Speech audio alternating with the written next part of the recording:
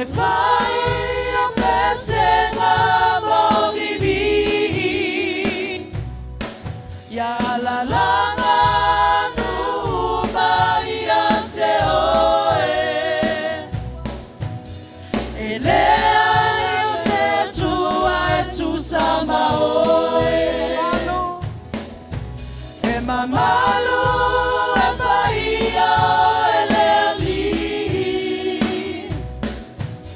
te fai o pesenga mo vivi ya la langa numa ia te oe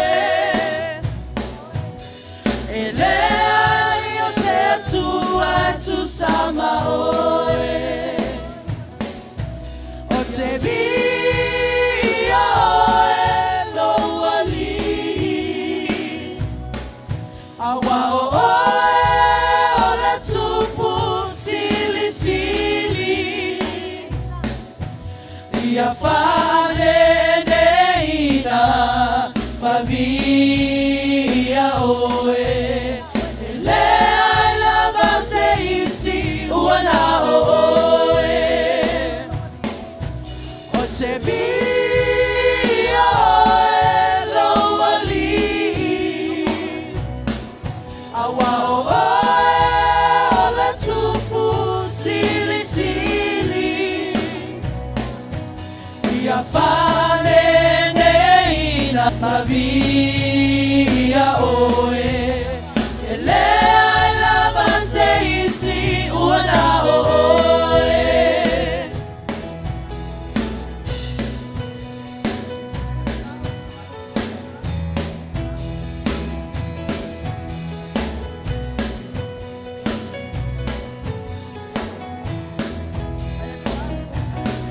mai le babau e atu i le babau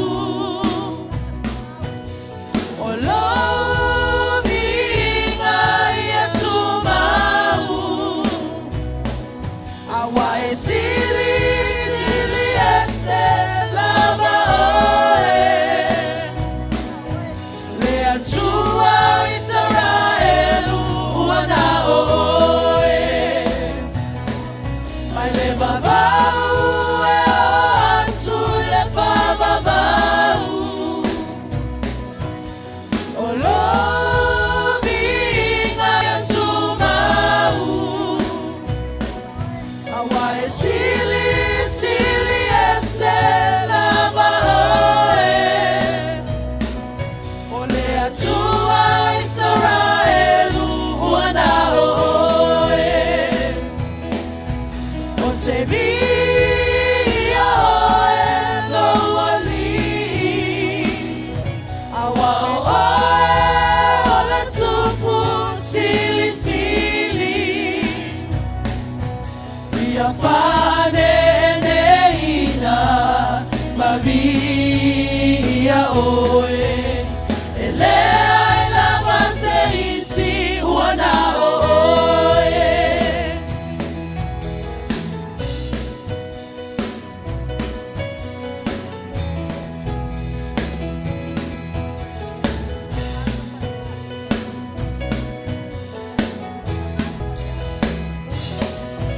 e mamalu e paia e le ali o te fai o pesenga mo vivi ya la langa numa ia te oe elea o te atua tu sama oe o te via oe lo ali awa o oe o le tupu sili sili ia whane neina mavia oe e lea I lava se isi uana oe o te via oe lo ali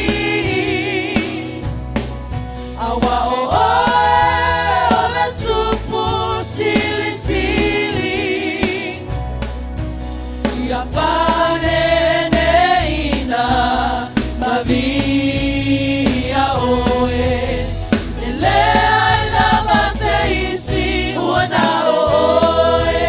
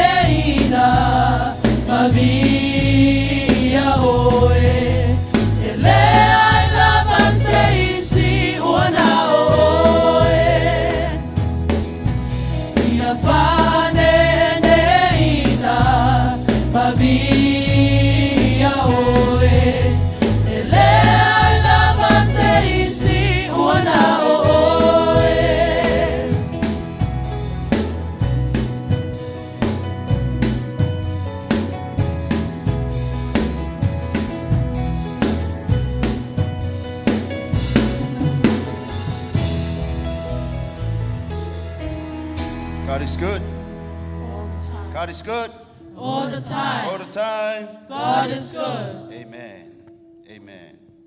Nea fiafi ya tatonu lewa tatu ya iltemea matalia iltatu Sauniga nea fiafi ya utifatalu fatu wa ile swafa man malo Yesu Kristo ile tatu ainga ekalesia ya fatalu fapitoa sio tatu tina ya tatono tatu le awai musio tatu tama olo anga ya tuo ia ila loi Christ Church ono nisi ofufuanga ya tatono lo ya ipuinga le atua ya fatalu fapitoa sio tatu tina ya fiafi ya fatalu fafo ile sengo fafianga langolango fifi au langolango faritua sengo to ina mfaritua sengo ti akono ya li imtamaitai ya mesel tatu ainga ekalesia ne fiafi amene ene amen tatonu ne fiafi mane tatu tula tapena lo loto tapena lo nganga ne fiafi ya lela tamere albisi na esule ti fatalu fai ilo uso lo tuangane po lo tuafine ne fiafi hallelujah. O te via lo wali sue fatalo fa lista ngata yo tafa le tupu sili sili ia fane neina mavi Maria oe Elea lava seisi Uana oe Amen. O te via ela wali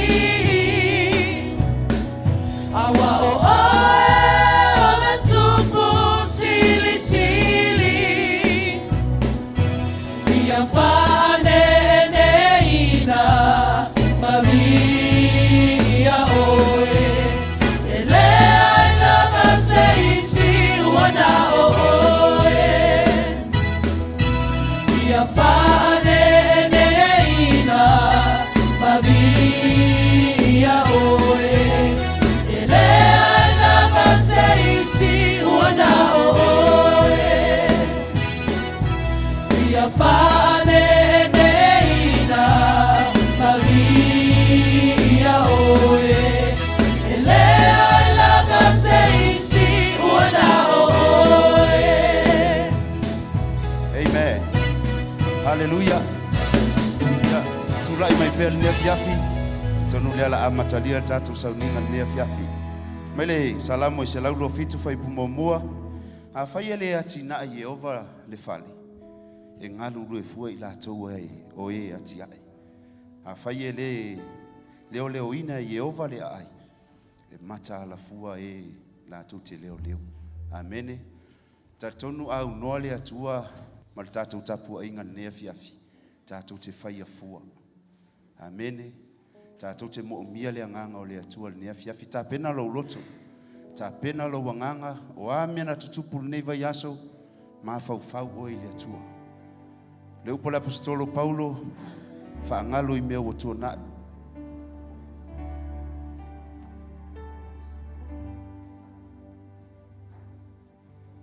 Amen. Le upo le apostolo Paulo ti whaangalo I mea o tuana I o momo e puna wa I lumanai. Wa mena tutupu neva yaso ia e whaangalo. Wa ina e ita ai ia e whaamangalo. Amene. Le afo se mea na e se ai ia e whatu ese I le atua. E le mawhaina a fio mai le angango le atua. Pe a le maua lalo o tātou loto. E mo mia le maua lalo o tātou loto. Na ia a fio mai le atua le menei. Na o tātou la ngona lea o le pai mai o le atua. Pe o le upun whaita wina le nea fiafi. A le ati na e Jehova le fali. E ngalulu e fua e ati ai. Ta pena lo loto. Na unau atu I ai lo loto. Wa na o ia wala I ona tātou o mai le nea fiafi. Amene. Ta mere au tātou pese. Ta pena lo loto le nea fiafi whawhiloa I le ao le kālesia. Ia o lo tātou wali. O ia o lo tātou whaola. O ia tātou te mwhai ai mea o. Yes, Father. Come in this place, Holy Spirit, thou art welcome in this place. Omnipotent Father of mercy and grace,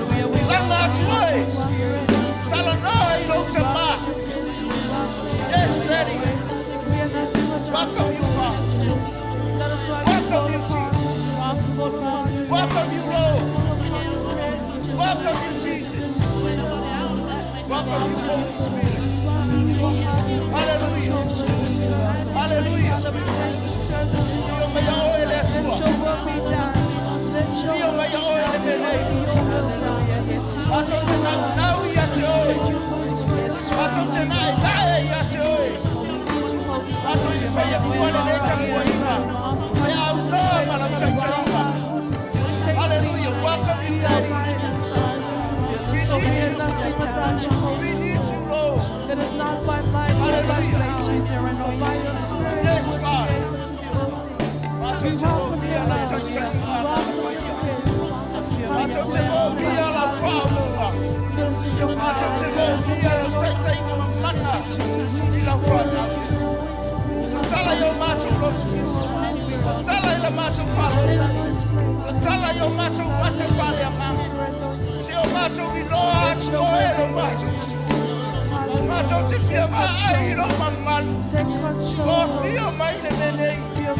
Hallelujah. Hallelujah, Jesus. Hallelujah, Father. Yes, Lord. Yes, Jesus. Welcome you, Daddy.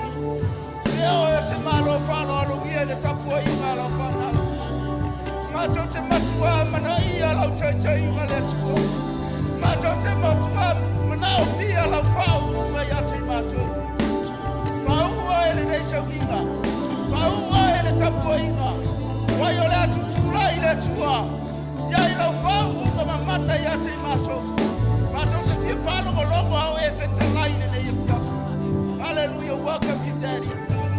Hallelujah. Holy Spirit. Yes, Lord. Yes, Father. Holy Spirit, thou art welcome in this place. Holy Spirit, thou art welcome in this place. Omnipotent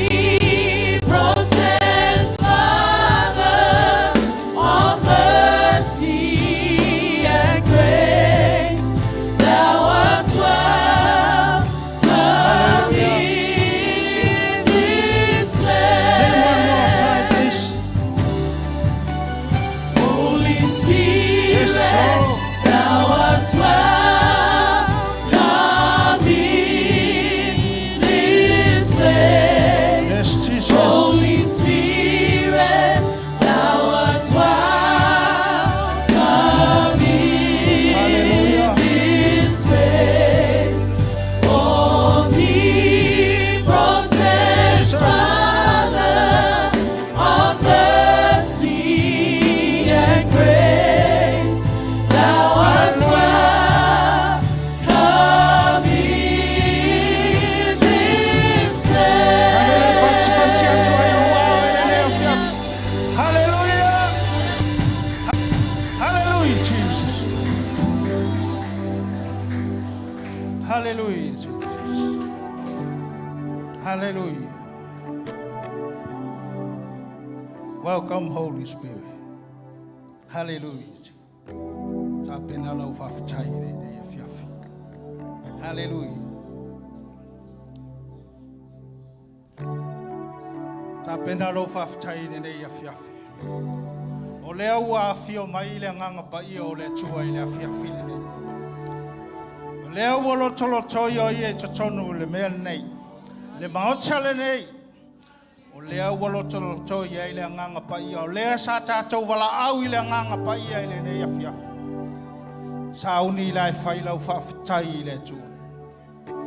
Ma fau a oe i le alofa ma le anga le lei o le tua.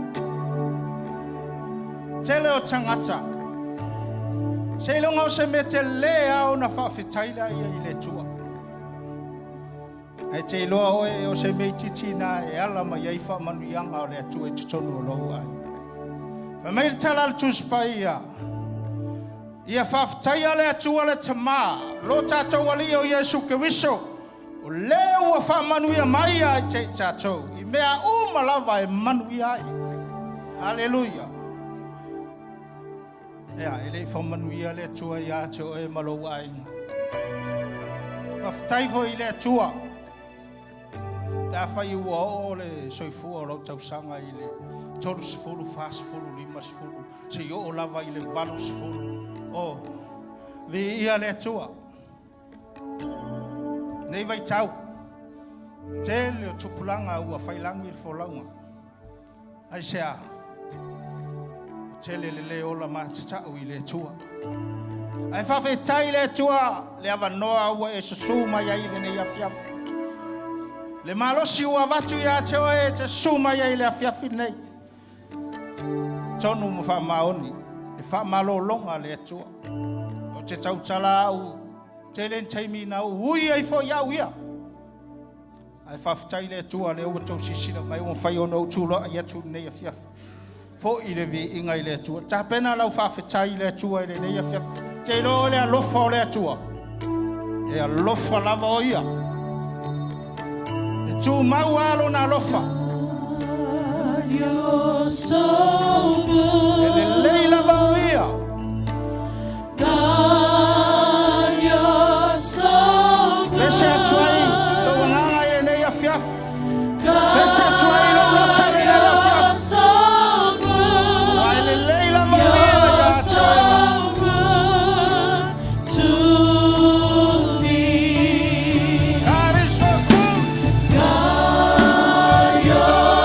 Jesus, see it,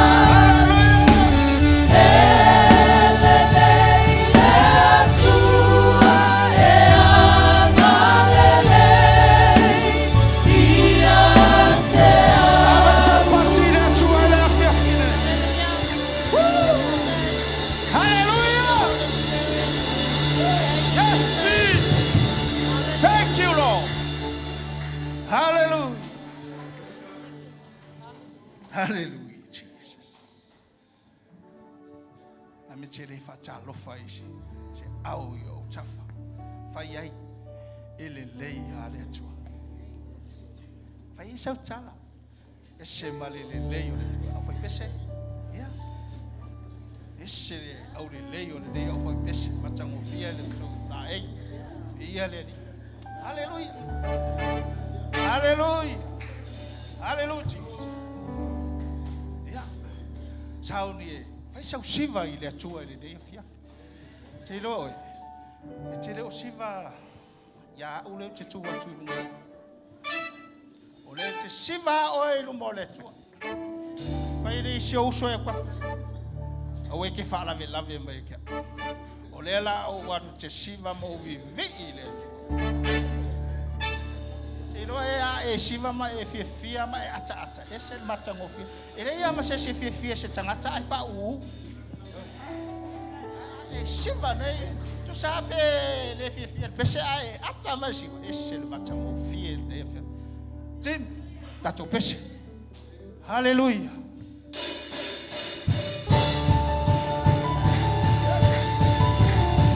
ai ata mai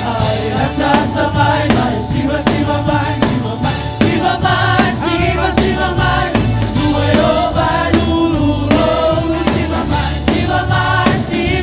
mai ia le lita tope pese ma fa pensare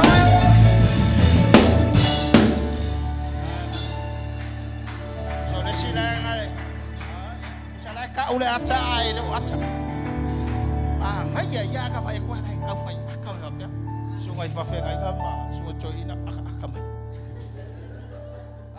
ata mai ata mai siva mai Siva mai, due o vai, siva mai, e io le lite, toppe che sembra fa pensare. Ata mai, siva mai, due o vai, siva mai, e io le lite, toppe che sembra fa pensare. Siva mai, due o vai, siva mai, io le lite, toppe che sembra fa pensare. Ata mai, la mai, due mai, siva mai,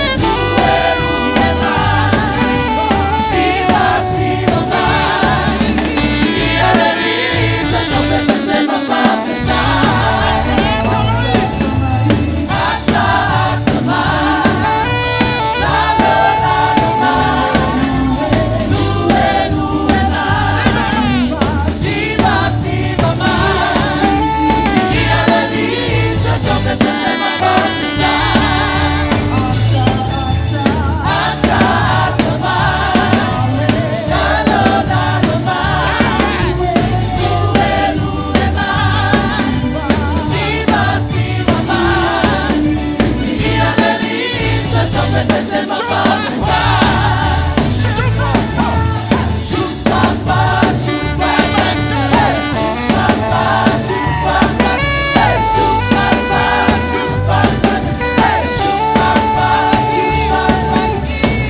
le lite, toppe che sembra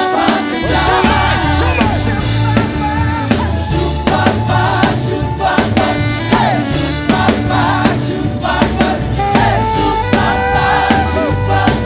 Hey!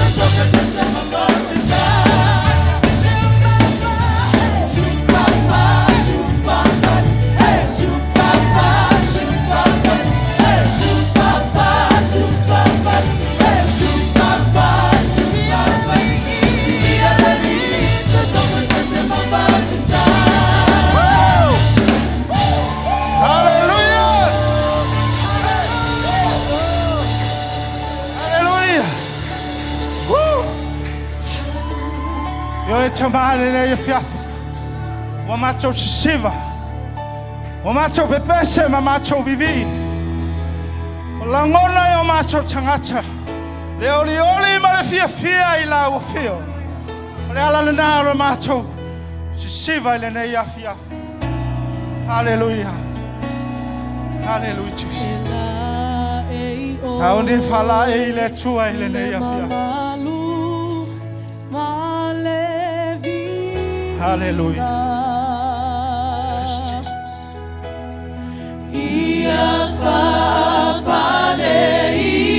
Tapena lo changa china ne ya fiafi.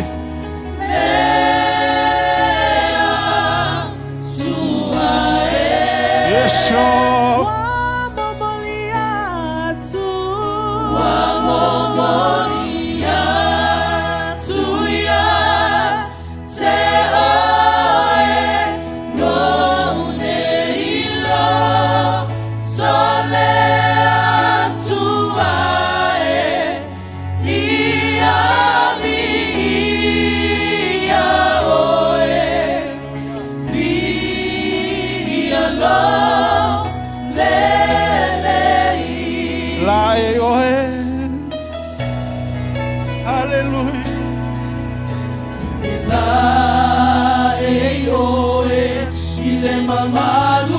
Tapena lo changa china ne ya fiafi.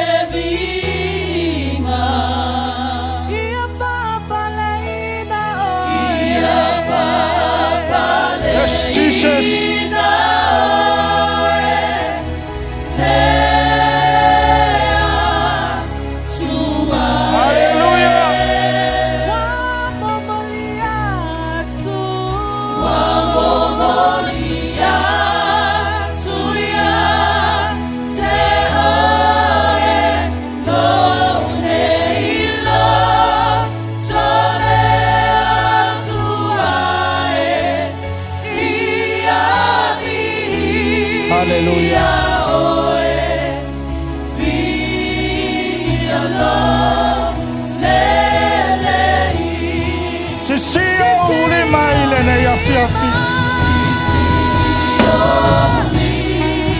Yes, yes, Jesus.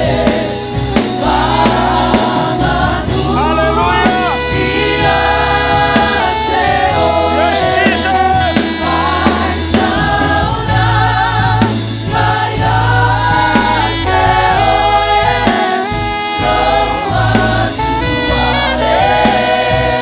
Yes, Lord.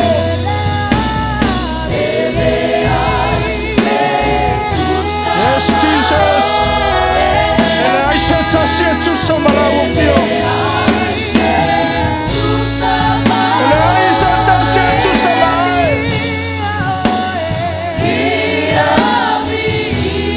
Yamia lo wacho.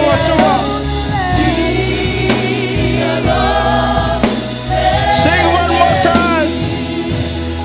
To see Olima. Yes.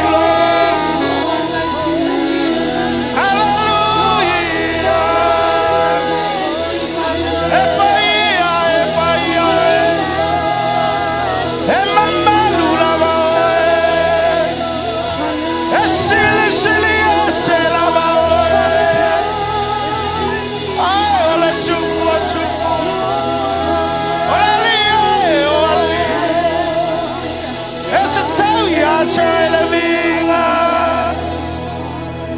Hallelujah, Lord.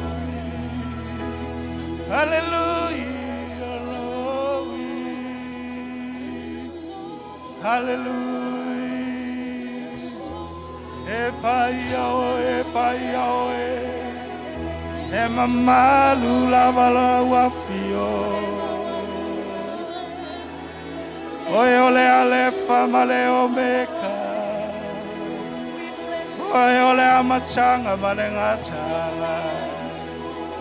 Echisawi acho elevinga. Le famanu male fane changa.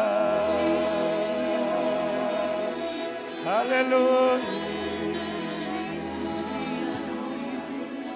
Hallelujah. Hallelujah. Hallelujah.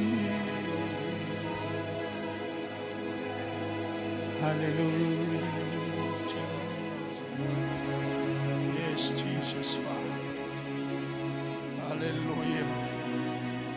Hallelujah, Jesus. Hallelujah.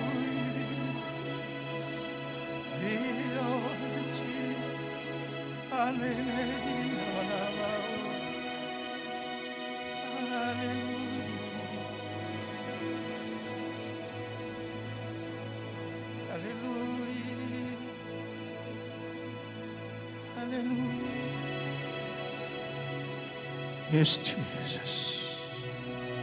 Fanine o hele tuele ne yafi.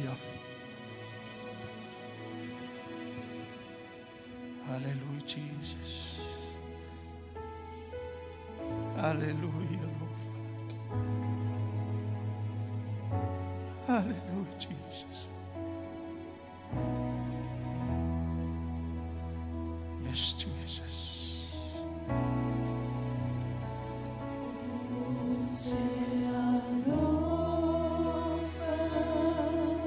Yes, Lord.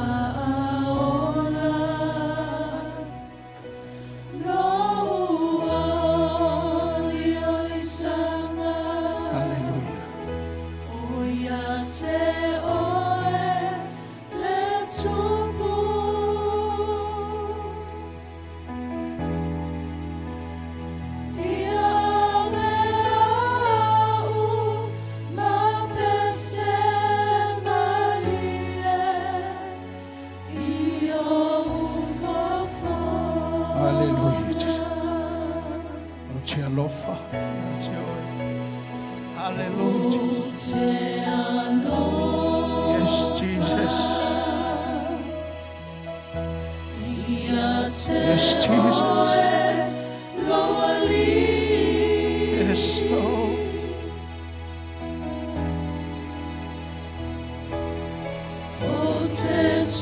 Yes,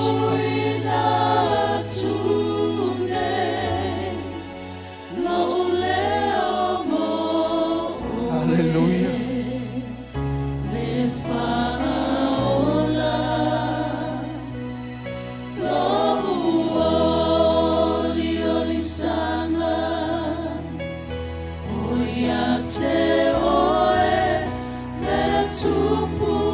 Yes, Jesus.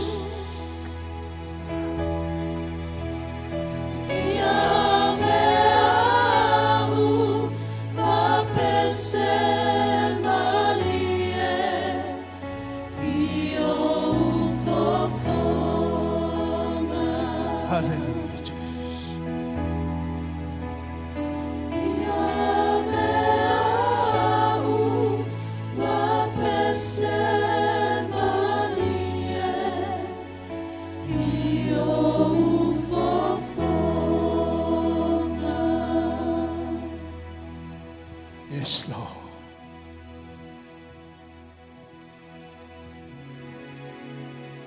Faya tu sau chala ya che ya ya fia. Faya ye che lo faya che. O che lo faya che o cha.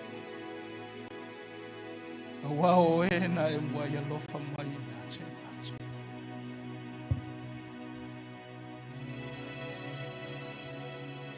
E lo fa lo wa inga ya che o e.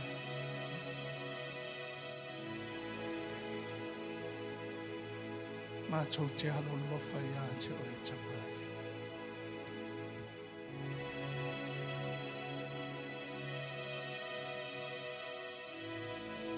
Lele yo e no macho. E siri e selo lo fa ya che macho. E poi io mamma malu o e le tu. E le ai se tasi e tu sa malaufi.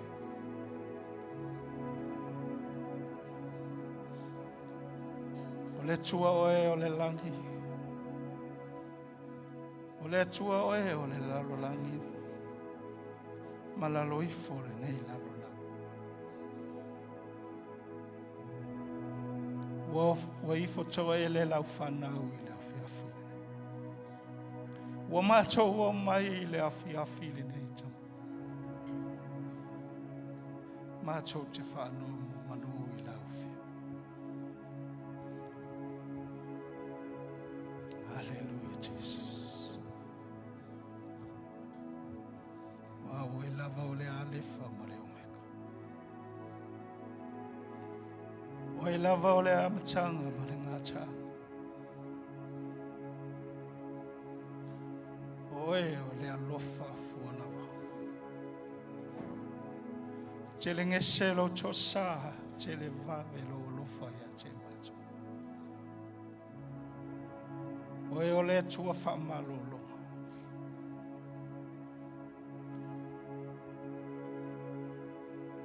O le tua o atua.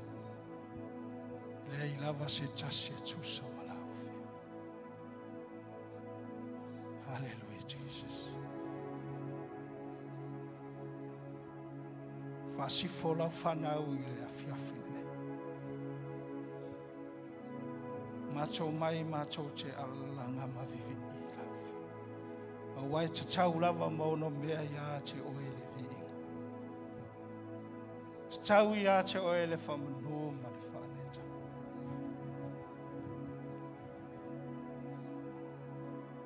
E te tau ia te oe le whamanu. Hallelujah, Jesus.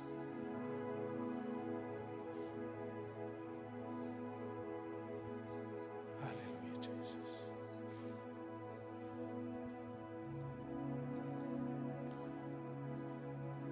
Hallelujah, Jesus. Te mana tua vatu le vanua lea.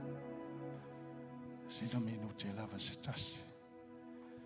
Si o tātou whiwhi le mō i le nei awhiawhi. Ai se i whē talai atu le nganga o le tua. Wai lava ua vatua i e le tua se upuwha malos au wala na e kalesi. Au e te whewhe. O loo soi fua le tua. Na te wha malos au i lo loto. Hallelujah, Jesus.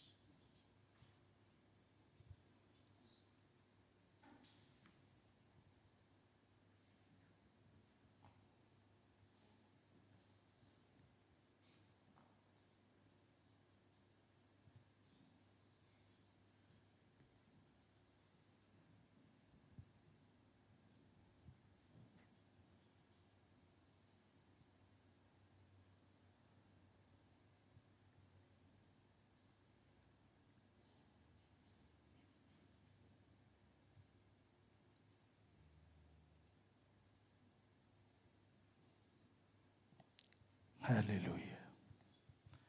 Hallelujah, Jesus. Thank you, Lord. Thank you, Jesus.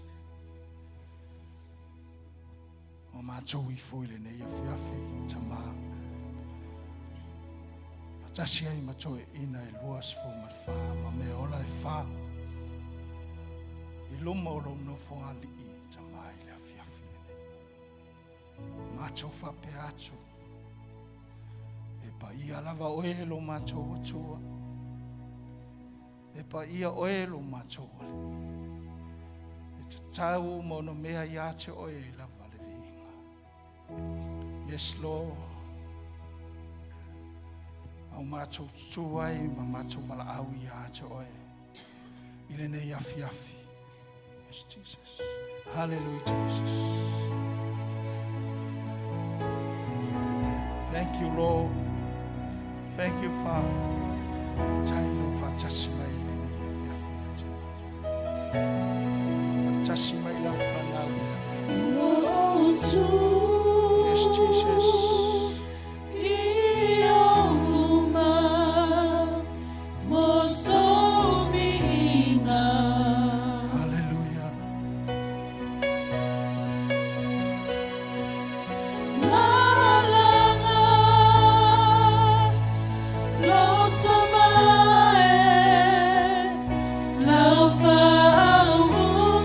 Yes, Lord.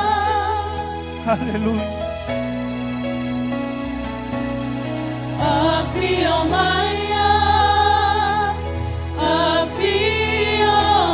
Hallelujah, Jesus.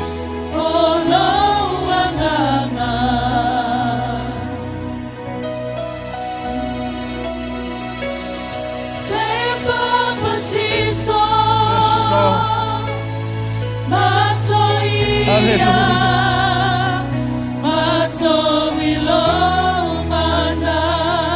Sing one more time.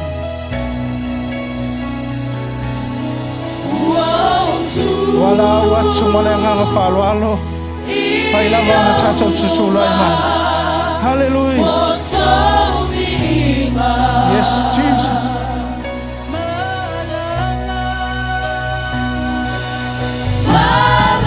Yes. Yes, Jesus. Yes, Lord.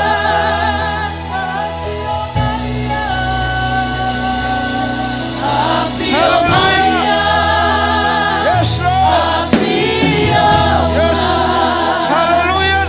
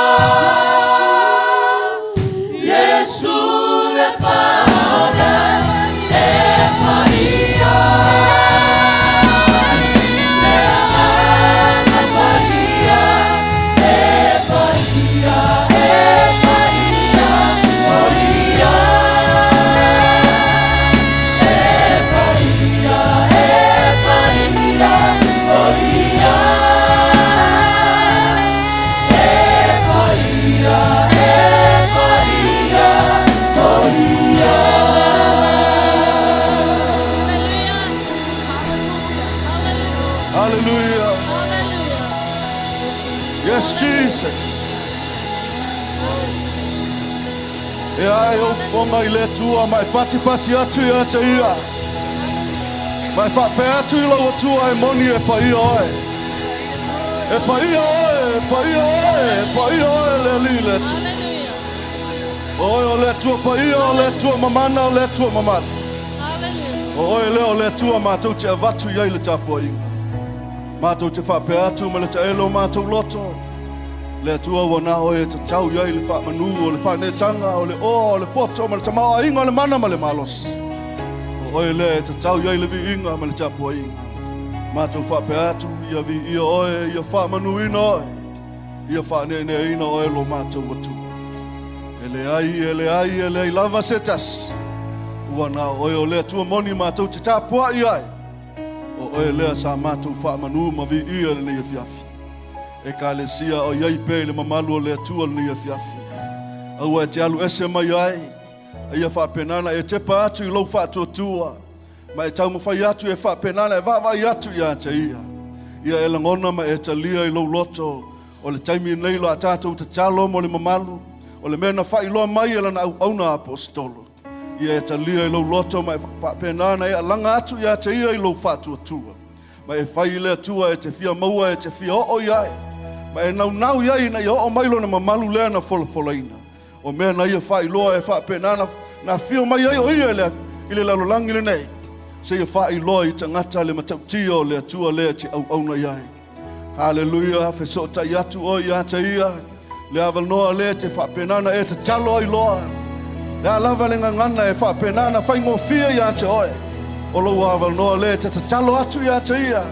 A langa atu ia te ia. Pai atu ia te ia i lo whatua tua. Oro shia ramayo ke sete. Koramashio pohoro rosia mamane. Ki aramayo korosi karapapaha. Ikeresi aramamayo kosete. Kuaramamayo korosi aramama. Ikeresi karapapa yere santo. Ere shara papa yeke sete. Ikaramando kramasio kroriama. Ere shara payo korosie. Kitere shayara mama. Kroriama yeke resia. Kramasie hekerete koshanda. Ikeresia ramama. Korosia rabayende. Ikorosia ramama. Ere mama yere sha. Korosia papa yeke sete. Kroriama yeke sia ramande. Ikere sete rabande. Kutoro shayara baba. Kurero mama yeke sita. Oria mande ke heresia. Karamando korosia. Oria papa yeke sito kushanda. The coming glory of you, Father. Koromasia heke sito. Kura mama yeke sikoro santa. By faith we stand in all of you. Yes, Father God, we believe and we trust that your coming glory is yet to come. Korosia ramama yeke sete. Kita papa yeke soya mamanda. Afaina fola te fatonu. Ire mama yoko shia ramama. Ike sete. Kaya ramama yoko rosanda.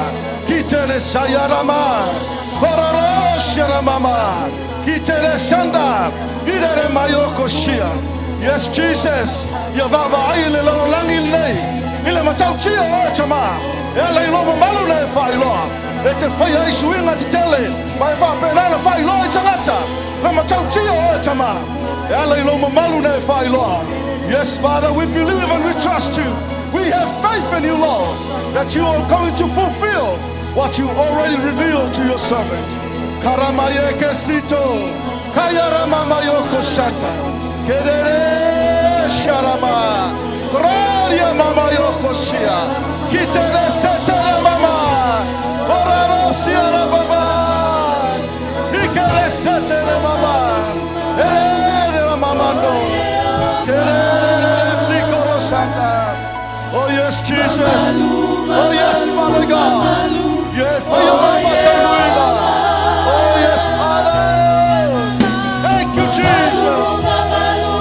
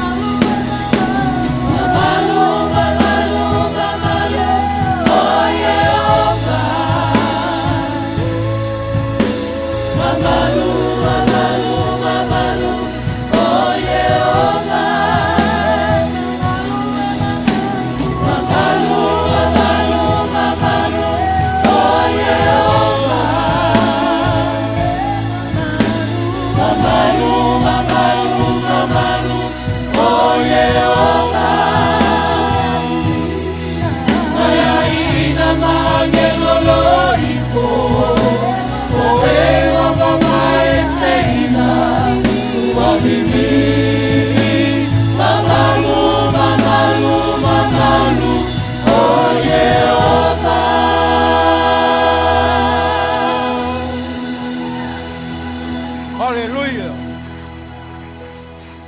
E mamalu lava oe tama i leia fiafi. Ma ta elo mato loto le tua. Mato o mai te mato whane e ne e ia te oe. Mato tali tonu le tua. Una o se teu funga la au. Pape na le manongi o le mato whainga taulanga leia fiafi. Whamanuia mai oe le mato sauninga le fiafi. I suafo Yesu. Amen, amen. Tato walala mai lalo, pastai. Ia i suafo manu malo Yesu ke viso. O toe whatalo whatu le fiafi i le tato mawhtanga le fiafi. Wai fwoi se wa mai wa amatalia tato sauninga le fiafi. Ia whamanuia le atua le tapua inga le fiafi. Au le fiafi o mai le temi o te whamalosi mo tato whainga taulanga i le fiafi.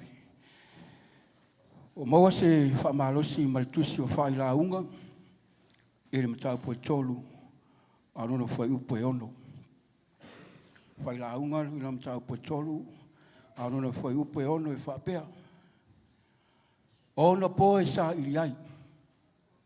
Ona po e tuu ai ua le iloa. Ona po e tausi ai. Ma ona po e lafua i ai. O nei whaupunga ma nei upu ma le whionga le tua. Sa o nofo ma whai tau ma na tua i ese ma le tāua, ese mo na winga.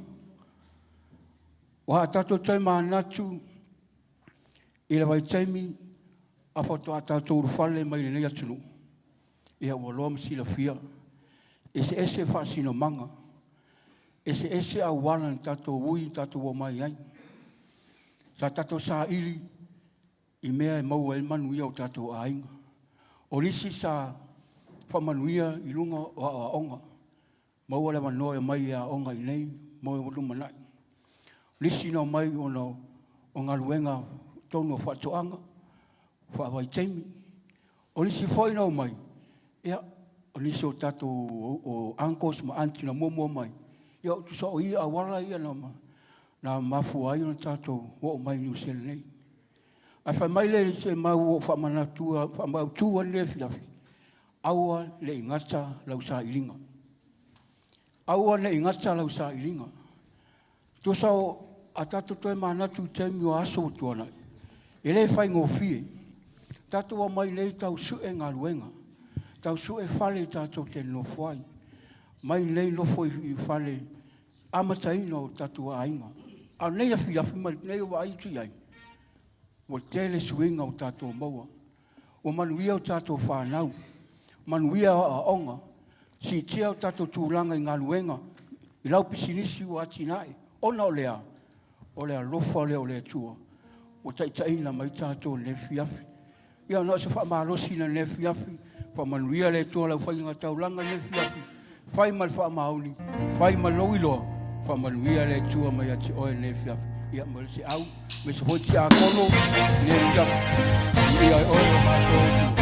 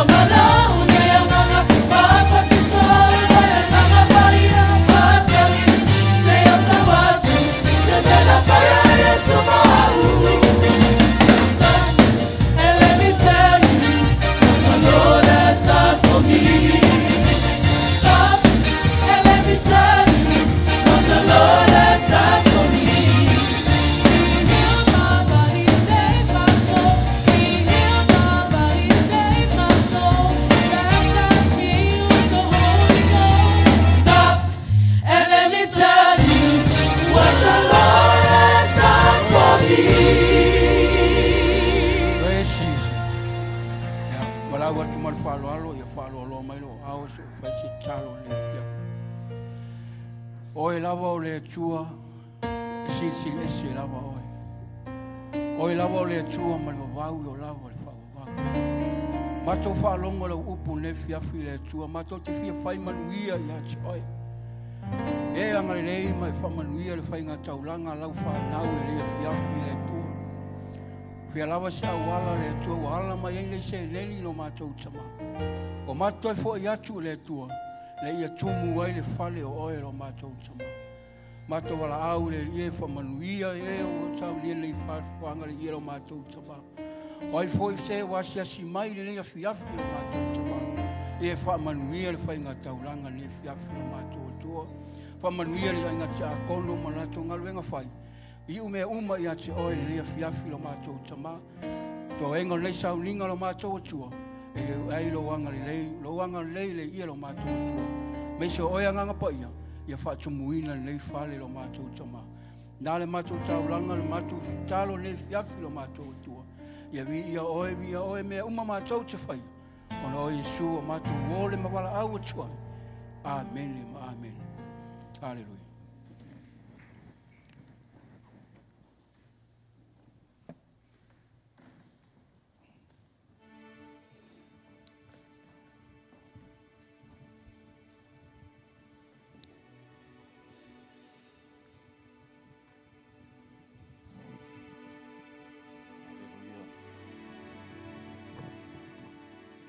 Pena lo loto o tātou tangata moni. Whamantunga pa ia i rana ia fiafi a tātou te talo. Sauni lau e kālesia o lau whanau tamā. E whapena ona mātou whamanatu. Le taulanga ne e saunia mo i mātou e ala i le soifua o Keriso. E ofo ina mai na i o mātou maua le ola. E le ngata ina i o mātou manuia i le olanga le nei. E ho lava i le ola e whapapau, o e tāpena ina, o e iei le whamoe o le tangata whatuatua, i le maliu o Keriso, e iei le manuia o e tāpena i le ola e whapapau, o le mafua angalea, o la mātou sauni, mātou te tali sua whatasi le awhiawhile nei, i whapena ona mātou whamanatu i nai pēr, loa lofa ia i mātou e le mawai, ona o le o soifua o Keriso na o foina mai whapa ia, na wau whaingaluenga mai mātou whamamai o mātou tangata tei totas. A mātou sauni mātou te tarisua i le tino ma le toto Keriso. Na whamamomoina ma whamaringina mo i mātou le whanaotanga. Ma walunga sovi inga le atua o suafo Yesu. Amen. Hallelujah. I lava upo le nei Sauniga. O Yesu Keriso I o le areto ola na luifo mai le langi. Fio mai o ia I le larolangi e sa ili ma faola I le na le iloa. Amene. Le mafuanga lea na awina mai e Keriso e le atua Keriso na ia maua I tāua. Whaaftaila o le watato iai le whaolatanga ona o le alofa o le atua. Amene. O le mafuanga lea o lo walala mai mo lo tato iai to tonu o le ainga o le atua. A ua whaamamaina, ua whaamangaloina I tātou ona o le maliu ma le toi tu o Keriso. Whai mai o ia o le areto ola na luifo mai langi. O se whaatua tua ia te ia, e maua ia le ola I whaafau. O se le whaatua tua ia te ia, e le ia te ia, le ola I whaafau ma le manuia. O le mafuanga leo le tātou whaamanatu pēa I le nei a fiafi. O le taulanga na Sauniga e le atua. E ala I le soifua o Yesu Keriso. A ingo le atua. Aua nei e tarisua e pei o se mea wa tātou masani I le aso sā ma le aso sā. A ia whātāua I o tātou loto. Langa o le soifua o le atua na awina mai ai Keriso. Na ia maliu mo I tātou le whanau anga sala. Le nei wa tātou le lei ai ma le atua. Sa tātou leilo atu le whaamoe moe ola ai peitai ina ua maliu Keriso. Fio mai le malama lama I to tonu I ai tātou. Wa tātou malama lama ai e moni lava o lo o soifua le atua. O lea lofa ia te oe, o lea lofa ia te a. Le mafua anga lea o le ofoina mai o le soifua Keriso. Ina ia o tātou maua le manuia. E le ngata le manuia I le o langa le nei ma le soifuanga le nei. E o ai le ola e whaavavau. Ua tā pena ia mo I tātou. Pati lea ua aho ia te ia. Wa lofa mai le atua ia I tātou. E ala I le soifua o Keriso. Lea le angalulu atu le au whaingaluenga. Moli atu. Le whaatusa o lona tino ma le whaatusa o lona toto. Ia e whaatuatua mai a taritonu. O le tino lea ma le toto Yesu Keriso. Na whaamomoina ma whaamalingi ina. Mo I tātou le whanau angasala. O le wa tauami o tonu ina ai tātou. Ona o le toto Yesu Keriso le angalulu atu le au whaingaluenga. A maua, o sai mai se o tātou tari sua whatasi.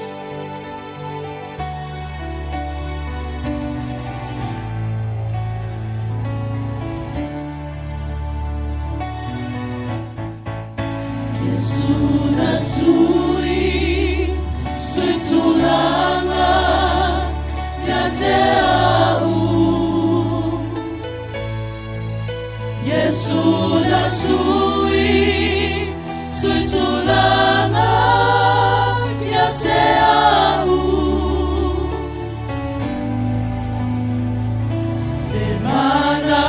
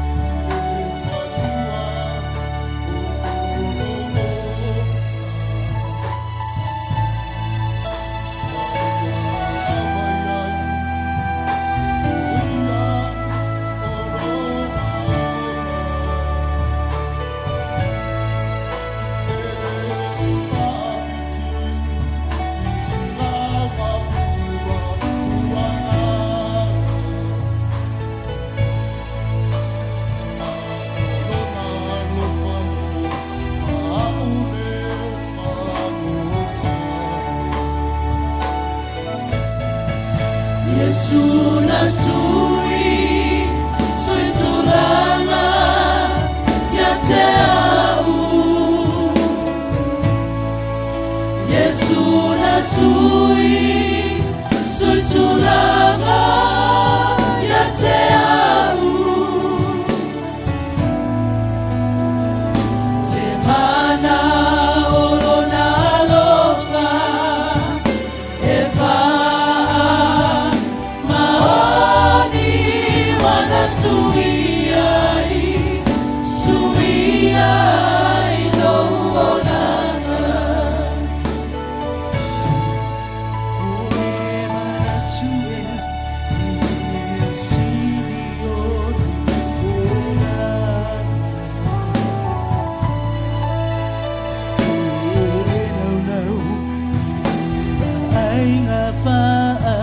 tanata Ayo te whailoa Usui whanoai Uluwanganga I love you my oia Mate suia o ta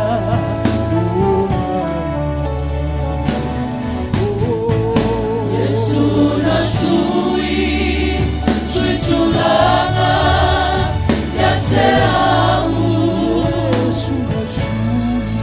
Yesu na sui Tulanga ya te amu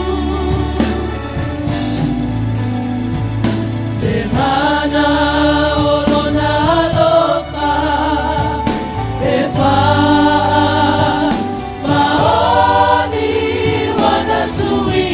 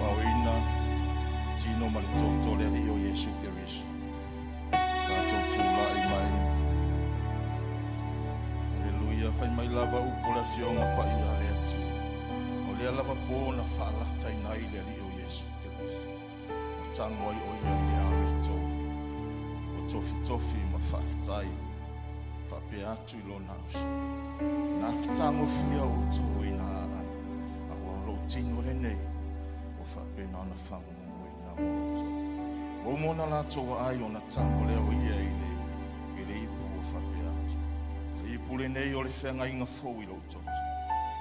Nā whenui au toia. Wa so umato te ai ma whe, ile nei a reto ma whenua ile nei tō te whailoa tuai. Nona maliu, se ia o ia so i toia whio mai. Whanau ale atua, whanau ia te oe, leola fōu mai a te i. Nā wea tau au ina lau whamalolonga mai ilo atua. Wa o mori maui ale profeto Isaia o whaalava lava fōi o Yesu Keriso e malolo ai tātou o a maiti ngā mawhaingata o lava ona whaalava lava e malolo ai tātou o lona toto fōi na whamaringina e mangalo ai tātou sauni tātou te talia ma le nganga whaafitai lea lofa o lea tuana fōina mai e ala i le soifua o Keriso lea tātou te talo tamaa tau aoina e lau whanau, lo tino ma le toto. O sauni matu e talia ma le nganga o tumula matu, ma le loto whawhetai lau fua. Na ofo mai ai Keriso e tongi ola i matu. Nei wa matu mangalo wa matu sao loto. Wa avea lava lo maliu Keriso e whaima whamanatu i ai matu. I le aso ma le aso. Matu te ai ai ma wheinu. Ai ai lo tino ma wheinu i lo toto. Matou mana tuai loa lofa i le mawai ai matou whaatali tali atu i le aso i te toia whio mai ai e pe ona e fola ina o matou whaatua tua ma matou tali tonu i ai e pe ona fola ina mai la matou talia ma le nganga wa tumu le whaafitai lo wanga le swafo Yesu tātou talia o mana talia whai atu lea iai o sau whaafitai lo atu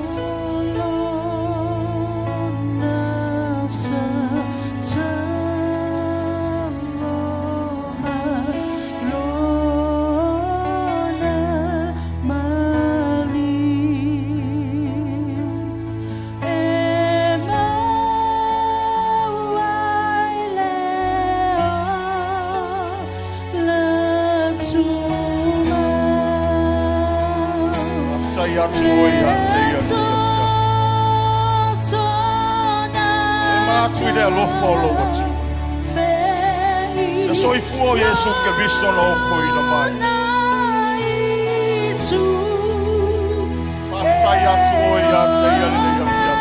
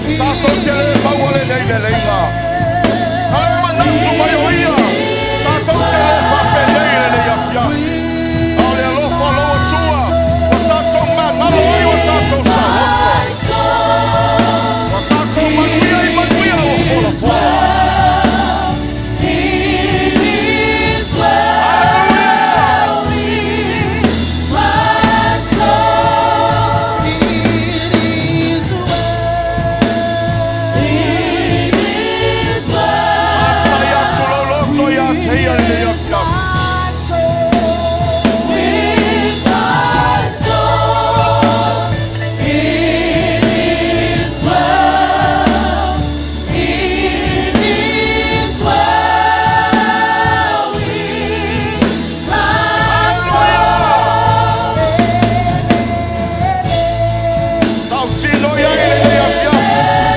Tau tino le whatua tua lo loto. E moni lava. Ele lei lo atua. Ele lei lo atua. E alofa lo atua ia te oe.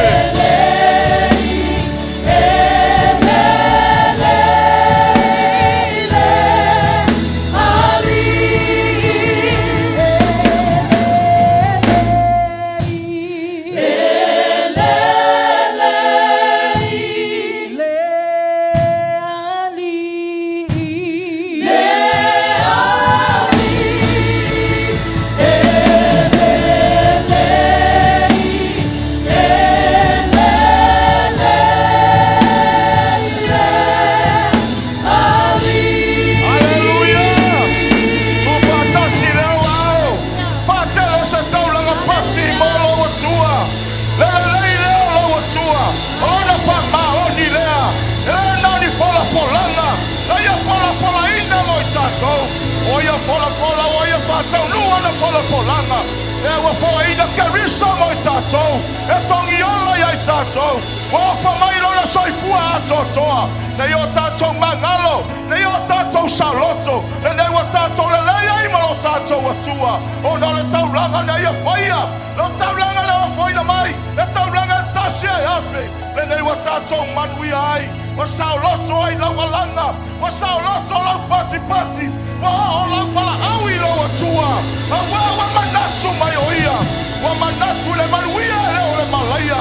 Wa manatu ilo na lofa. Wa tātou sao loto.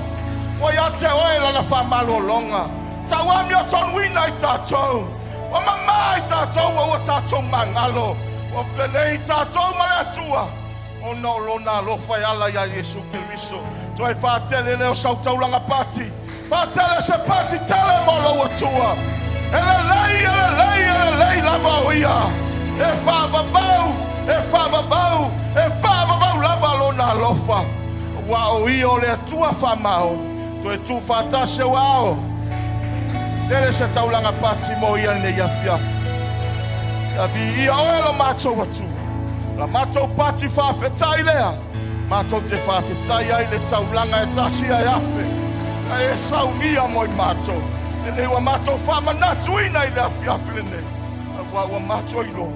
Wa māngalo i mātou, wa mātou saulotu. O no le toto ma le tino o Yesu Kiriso. Vi ia oe, whawhetai oe. Whamanuina lo suafu. Toi pati o mātou lima whatele sau vi inga le atu. Lo suafa Yesu Kiriso. Ala langa le ainga pele le atua. Ene. Fatalofa le i lo tua oi mai whaia. Ele le ale atua, amene. God is good. All the time. Hallelujah. Ole le ole atua, amene. Tātou mai e tātou te mafuta whatasi. Awa o lana lea upo, o lana lea whina ngalo mo e maa o le tangata tari tonu whatua tua. Awa lavani o tātou tuua le mafuta whatasi e whaftai lea tua. Whiloa i le manuia le o malaya, amen. Le anga le leo lea tua i lo soifua mo le tātou ola, whawhiloa e atu mwhata alofa. I le suafa manu malo. O Yesu Kiriso e nei a fiafi. Whatalo whātu e tinao le ngā ruenga. Whatua ia Eloi. Ia leo o tau sila mai e leo no fo ia re. No fo o tāwita si o tātou tamā. Ia o lo malanga atu o ia i Kraistete mo nisi fo i o fuafuanga le kālesia. Ia mnatu o se aso le nei vai aso le atu e taliu mai e le whai ngā malanga. Mtātou whiloa i le aso sā mua mua. Maua lunga i se vi inga o le atua o nei i afia. Whawhiroa in whaatalo whātu le tina le ngā ruenga.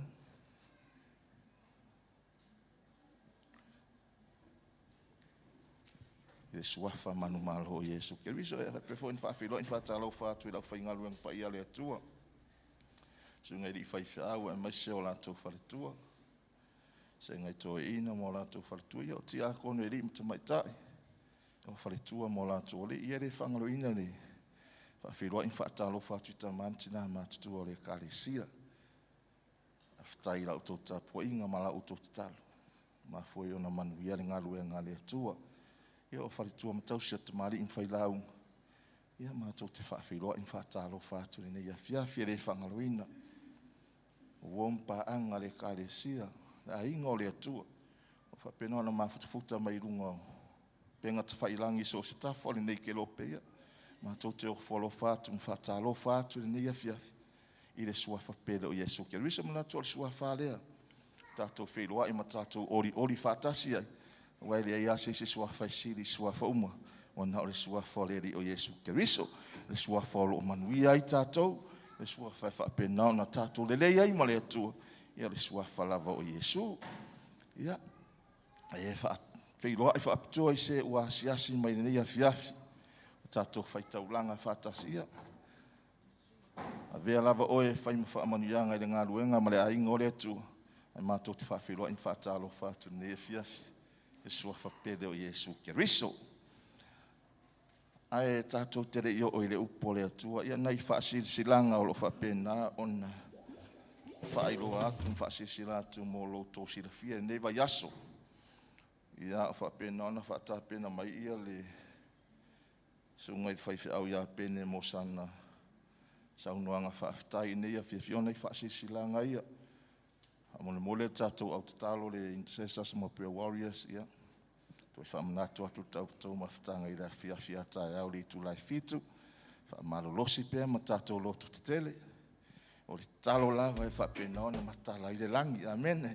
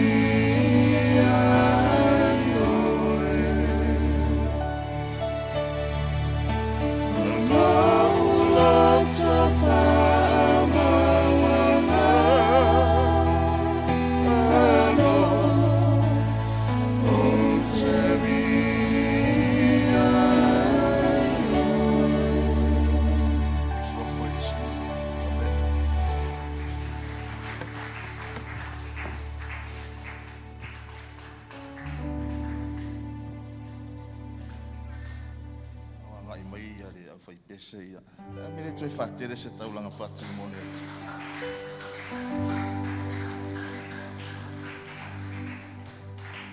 Tā pena lo loto mo le upole atua nei afiafi. E le aila vase isi me ma whai ona suia le upole atua. Mai e mawai atu le langi ma le lalolangi. Hale mawai ase i ota po se mataitu se le upole atua. Ho umona wha maumawina, wha pena ona wha mausaliinga i le langi, ma le lalolangi nei le upole atu. E mo le upolo ia i le ola, e wha pena ona ola i le tangata whatu atu. Le upole atua, wali utino tangata, le mafua anga le nafio ma Yesu Kiriso, e wha tau no le upole atua. E nei wa tātou malamalamo ma o tātou sirafia, o le upole atua lo ia i le ola. E ana tātou whaamanatuina i le afiafiri nei. Le maliu o le upo le atua. Toe tū mai. Nei wa tātou toe tū whaatasi ai. O tātou manuia ai. Toe whaatere reo se pati mo le atua nei. Ai me te le tū lai mai ai. Tā pena lana au na mori mai le upo le atua i o tū loto. O whina ngalo mo tātou loto le nei afiafi. Fai launga i le afiafi nei sunga le li fai fi au. Le sui fonga le kanisi. Sunga ia bol fata afiafiu. O ia leo la awala mai le upo le atua mo i tātou le nei afiafi. Ta tala lo loto. Tanga le anganga o le atua. E moli mai le upo le atua. I lo loto mo tātou tangata i le nei afiafi. E o tātou manuia ai. O le upo le atua. Ma fai ona sui ai. Wa fai ngata ma fa fitau wa na le upo le atua ma fai ai ona fai ia au ai le fusa o tātou wa mai le afiafi le o tātou toia mai ai tala lo loto le afiafi ma tanga le upo le atua e ngā lua i lo loto ma tātou fina Hallelujah awa fionga vetele maya Salai maya oe o wali Tangalona nganga pai o lo matuanga lui Na te moli mai ala na upu Nei a manuia ai lo tangasa mo lo tangasa E o tātou i loi le wha moi ola Tā pena e lo watua mo tātou Hallelujah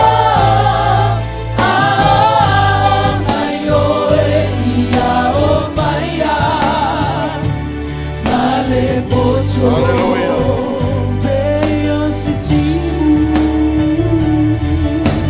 Veio setimu eto ulumai veio ai fasomaya sokuzinai efia Oh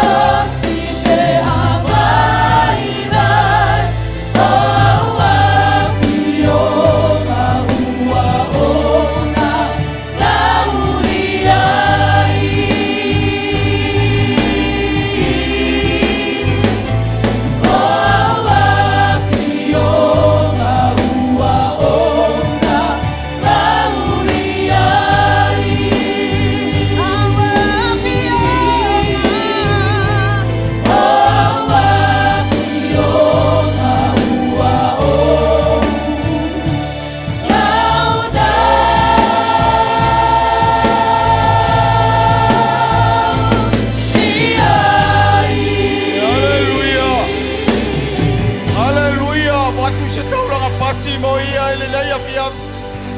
Pati pati atu o ia se ia. Hallelujah, hallelujah, mato te vi ia o ele tua. Mato te vi ia o anga pa ia. Mato te fa pe atu ia te oe. O ta pena lo e kalesia se falo.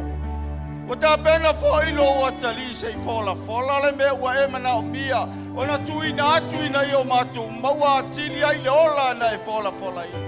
O mato ta pena fo i tama. Le ala wale me te feta lai mai ai. Feta lai mai a oe. Pero feta mai a oe i lo o auna. Ia fa pena na mori atu la upu le tua. Ia fa tasi ma lau fa unga. Ia mori atu la wa fionga pa ia. Awa o le afia. Hallelujah. Fa tau mai on lai tu. Le lava me o yai lo na malosi. Fai lava lo fina ngalo. Ma to te vala au ia te oe. Fa u mai lo watali. Fa u mai lo o auna.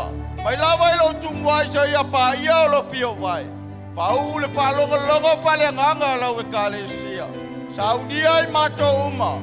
E fa longo i la upu lo mato tua. Fa maruia ye o lo fa fonga ma mau mai. Tapua i ma mau mai.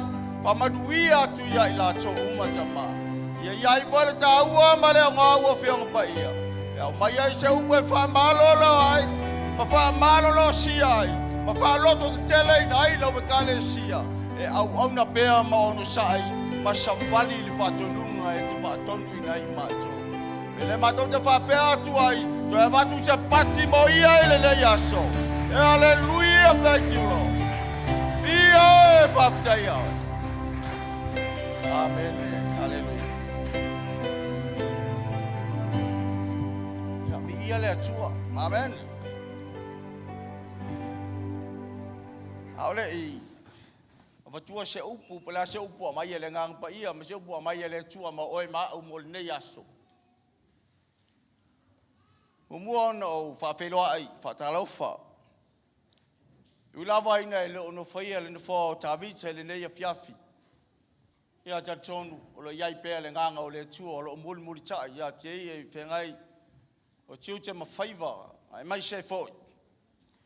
Ia o le tau singa o le tiute tau ave. Ia mai se lava o le folfola ino le fionga pa ia le tua. Amene. Mumu ona whatalofa ma whawheloa. Ile whaltua. E sunga pasta o le via e loi e riko. Leo ma fai ona tātou mafuta i nei e fiafi. Ia wa vela vai ia. Ia e pe lava o lela la mai tātou taita. Ia mene. Ia o lela la mai le taita ia o tātou fai ngā malang. Ia vi ia le tua. Whaftai mo avanoa le lei. Whaftai mo le nei avanoa. I le au maua. O avanoa e sha na maua. E whaatalitali. Amen. E ono sa i e whaatalitali. O le ale taimi fai mai ele tua tu la iloa amene e sia sound maua ai ta ua le fatari tali le tua ile taimi tonu le tua amene e olaina mai le taimi tonu le tua ia te oe e tau tala tua o le taimi le tua amen aisha fa lango le taimi le tua e au mai fo ia le tua le fa malosi ia te oe e te tu la ia e tu samalo vala win ia mele fa aftai tuai. E moli le nganga whaafitai, se awa noe pe ono ufa peat, se awa noe aulo iatsa. Amen. A e mata i se aulo. E te fia te mata ia. E ui ia i ngā maka ngefu mai le aulo. A lai ke maka langa le aulo. Amen le.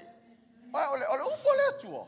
Ole aulo whaasolo ato. E aulo mai a ke nge se saua ilo ngā kukong kaule le kuisa whaari. E aulo whaasolo ako. Amen. So se kaimia ke mangao ke kango e kango nga o aulo amela ya. Amen. E aulo uma upo le tua. Te lola le aulo le. O le aulo le fa malo si ai oi. Sa pe ka ku ke o a ka ke fa ke. E ke kango pa le aulo la mau ale kali mai fo ka ku ka ke. So se mela va ka ko ke manga oi pe ke a fainga se mai e ke kango kwa o aulo ame le ai umar ka amen O te tari tonu malo wha moe moe le tua. Ia, pea o mea masani fo ia. Pea iei so wala au dia i mo meni o whai poiponga. Po lea lawa ma lea, le maa ngai ke unga, lava o me uma. Ai kasi ale mea lai kurikuri makai al kakawala au di ewe. Nga o si manti ai aia. Me aia, amen le. Ole me aia, ole mangava, amen. E pa ole ale fai mai, e mba ngai le la unga mo lunga ai fai. Ai kasi ya, me lai whakadikari, ole kaimi ole ai. Amen le. E te ilo e, a whai o e whatari tali, e te fia ai le upo le tua, o te tau watu ia te leko e fia ai. Amen. E ke kako ai me ai ki ngā pupuka lava, ia maonga mo e ngase, mo e malolo. Ai le upo le tua, e ke ola le ai lava. E wha malosi mai atu, oi, kau wha vai, e koe whangu mai lupo le tua atu. Ai sea, tango le aulo. Roi ei aulo kele me olo ngā kia kou. E kele vaengol, pusi le i o i kako su, ai sea. Ai kau ngā su e le ia maua uma aulo i inga ia o mai lunga. E whawhanga i kako. O kere i mawanga uma fo ia au. Ngā o ngai aulo a ia ngā maua i su, ngā le ala whai e kako la ungo. Ngia pia amene. Ia. Te tonu o, lo lala mai fo ia, sunga i, la inga te itai, sunga i whiau, sui te itai, la mai fo ia o le te itai, ia le kale sia pārang, ia mo tō wharitua, ia e whape fo i le au, le ulangolango, sunga i tō ina mo tō wharitua, ia e whape fo i vahe malima o le kale sia, sunga i tia akono, li ima tuma itai. Ia e nane fo ia le. Ma malu i fatua, ma tausi, sa oau, ma sa tuma itai. Amen. Ia te nane fo ia le mai te wina le. E sora i mai o whanau te rvou, e mas fo o nei whanau it. E uila waina le inga o ngā sa, ia le aeo mai a o ngā nget. Amen.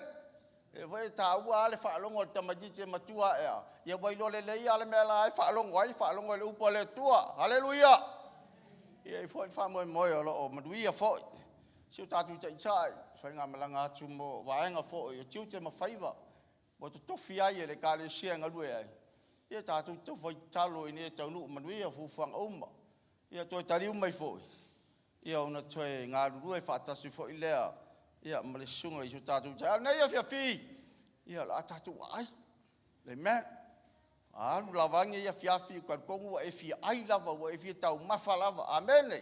Wa e ngā lala lava. O te whawhetai pa e ngā lala i lo whia ai le upo le tua. Amen. A wa umpo ngā lala. Wa le wanga o whia ai au whia. Amen. Tātou te o lava i lo upo le tua pa le ase mea. Ua, mo whina ngā roi le tua. Se i mori mo o e mo le afa nei tau sanga. Le ua afa nei tau sanga tatu savalinga. Kele me ainga kakua ai mai ele amakanga. Sau ai lava le wholaunga. Wha wau mai e lava le kakua savalinga ma le malanga le kale sia. A le ua o mai le nei masina. Ia le fo ua koe ai fo. Au tatonu fo ai. Ia la suia fo i se me ai o la tatu ai whaatasi ai. E tari ai le anga le lei o le tua. Amene. E tari ai le mtau tia o le tua. Tātou te whapea tua i le tua, o le upo le tua, o le upo le ola. Amen. E le matao whiawhia le upo lea, pēa oina mumu. E mata i se afi. Te le i o afi e le mwhai, on ta pē ina i ka wale fui mu. E sea, maa losi. E whaatu sa ina iai i o le mia le upo le tua, o le afi. Lua suma tolu fai pelu suma le iwa. Fai e mai ele mia. E le o le afi e ala up. E le o le sa mala foi. E tu i mamoi ai le papa. E le o kakola unga nga. Whamole mole a. Ai ua vatu ia te oi. I le whata ua ina. O le upu o le tua. E le matineia. A whai ele mawhaina tina ina le afi. Ona ele mawhaina lata ele tangata. Olo no inga. E whapena le upo le atu. Ele mawhaina tina ina se poto masiata mai se pelo feta. Po se polo fesa o tuspai. Ele mawhaina. E alo ina mumu le afi le atua. Ya. Ele mawhaina laka ia istangata. Ele whainga laka ise meleanga. Wanga ngala wa oil tangata wa ei loa le leile mea e te whaalata lata ilum tau tia leo le upo le tua ma wha ngā ina i oi ia mea i oi maafia le atu o le upo le atu ea oa o ina i tātou ina ia vea oi maafia vea o maafia a e fia mana ola ia vea oi ma se afia le ma tina ia e fi wa ki a polo lua oi ai lai fire al mea e whiwa i ma oe lua mai, a lai whaia. Langa leia te oe lea, le afi o le ngangpaia, o le upu o le tua. Amen. Pia no ufa tu e se al mele utau, e se el mele lau. E la kakua lau. O la utu o le ia fiafi. E wha upuine wha bea. O le tāpena ina o le tangata. E fia a vea mata i tai le lumana. O le tāpena ina o le tangata. E fia avea. Mata i tai i le lumana. Le la whai tau mai le tātou tusi lea. Ia ona ta oto atu lole ia te oe. Whai lawa iai lau filfiling. Whai tau lawa iai la oe sa malana nai au au tafu. A apa lawa oe lau pelu. Whai tau a titi. A watu pelu la unga. Le la whai tau mai. Ia tusi le ta i tai iai tātou. E tusa male au tu o tui natu. Hallelujah. O le Joshua mua.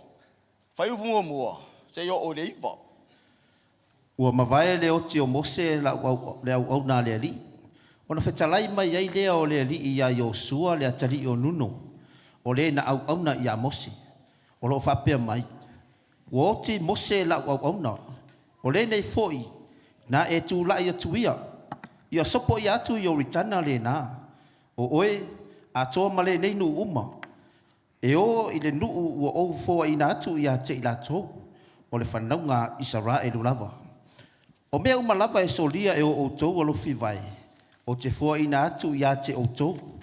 E pei ona o whai atu ai i a Mose. E a fua i le vao mai le panona le nā. E o atu i le vai tawhitele. O le vai tafe o Eufirate. O le nuu uma o Sahiti. E o atu foi i le Samitele. O le mea e ngoto ai le la. E whai ia mo o tōu tua oi. E le tu mai se tangata e te e ia te oe i aso uma o lo wola. E pei ona o iai i a Mose. E whaapea ona o iai i a te oe. O te le tu ua lava oe. O te le tu ulafoa i lava i a te oe. Ia e whamalosi ma lotu tele. Awa e te tōwhia mo le nei nuu le lau ele na o tauto ai i o lātou tamā. E fōa i atu i a te i lātou. Tauina e whamalosi ma ia matualo to tele lava. Ia e ana e whai e tusa ma le tūlafono uma na whai atu ai Mose lau au na i a te oe. Awa e te alu ese i le tū tau matau po le tū tau angavali. Ina ia manuia ai oe i mea uma e te alu iai. E le te ailo ngutu le tusi o le nei tūlafono. A ia mawhauwhau iai i le ao a toa ma le pō. Ina ia e ana e whai e tusa ma mea uma tūsia iai. Ona manuia ai lea ia te oe o lo wala. Ona e manuia ai lea. O te le i whai atu ea ia te oe. Ia e wha malosi. Maloto tele. Awa e te whewhe. Awa e te matau. Awa o lea li i lo watua. O loo ia te oe i mea uma e te alu iai. Nā la ua ta oto atu la le upa le atua ia te oe. Ala no winga. E le kaula unga ingala. Amen. E manino le leile fionga le atua. A e whai tau le le iai. Ola o iai le meta, o le tāpena ina o le tangata. E fia avea mata i ta i le lumana. Amen. A o wheo a i Mose ma Joshua. O taimi leo avea ia Mose mata i ta i o Israel. Tua le tu sio, tau te nome. Ina taimi a toa lava o wheo a i Joshua ma Mose. Sa vea Joshua. O ia o se stui tai. Po o se soa tau. A o tai e Mose le nu o le tua. O lona wingo. E se to finga le na to fia I mulmuli ane. Joshua e le tua. E se le mesaya. Mai tau mai la tātou ia. I le taimi o pewhewha ia Mose mai Joshua. O le taimi a toa lea. Na o inai ma koleni inai Joshua. Ai sea. E le ngata koleni e Mose. Ai koa koleni mai fo ia le tua. Na muli Joshua ia Mose. E iai le mea lae mana o Joshua. E le mea le to toi le loto Joshua. E ta tau na o iai. E peia o e ma. E peia o la unga lue. E ngā lue I fina ngā lo le tua. Ma e iai le mea o lo mana tuna tuai. E ta tau na o iai. E kaunga pa iai. E kaunga savarivari iai. E kaunga kuku ai. Amen. Taimi a toa le o koleni mai e Mose Joshua. A e fai tau nei la le tusi tosu matasi tau lua tau wha. E wha matala uma mai ia le ngā solongo al mafutanga le. O se mafutanga mafana. O I fai nai loa I le lofa o Mose ia Joshua. Ai le ngataina o le lofa Joshua ia Mose. E le iloa e Mose la e muri a Joshua, ma mai kau uma mea Mose. O le maa ngai ai o mol kakai muli kai. Amen. Maa ngai ai mo kakai me muli kai. Ai muli mai kau melele. Ai fa muli a Joshua. Muli rong kai ai mai kau melele. Amen. Ai muli lai long kai mai kau melele. Ai va fonga ya Joshua mal ko le inga e Mose Joshua. Ele ai se me nga misi. O me uma foi e Mose. Feka lai mai le kua. E pu e maua uma Joshua. Ai se me misi. Ai se. Langa lai kaura le vai e Joshua. E kusa male me langa manga oi Mose. E ui wale kaura o fa mo Mose. Nga whekalai e le atua ia Mose. Ia onsa ia. O se lauru o sifuru o kausanga. Arongo winga. O le mawhainga ala kuduma koe sa ukua. Le mawhainga kai ringu koe kai mai. Rono winga o fina ngā lo le atua. E mana o mia le tangata malos. Kai aku pa kai mai. E le ngakai le ngā. E ke le kare sia le. Ale kare sia piko ke le ia. Isa la e. Kasi kanga e. O kangi leo isi isi. O kangi fōringa isi isi. O kangi ko ngā mio whelangulongua. O kangi ko ngā vainga isi isi. Amen. E kon mera le ngā isa la e. Ese uma fōringa kanga. Ese ma mionga kanga. Ese malmeo iai. Afaya ko awala ri. Alai faya. Amen. Aka ko ai la ia sawaringa a Mose me kau kamu fai fo mari ia le olanga fa Israel long kai. Amen. A ole me ta ua. Ole ia ile so atau le muli atu. Inga u fai mai le tua Mose ku inga maka ku o. Maka ile ngulali. Le mela nga ka ua. No fai ai.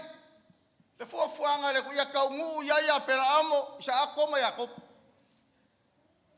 ai sawe makamaka wala makamaka ko ia pe ia la wa o ia pamela ko e winga le pua o la wa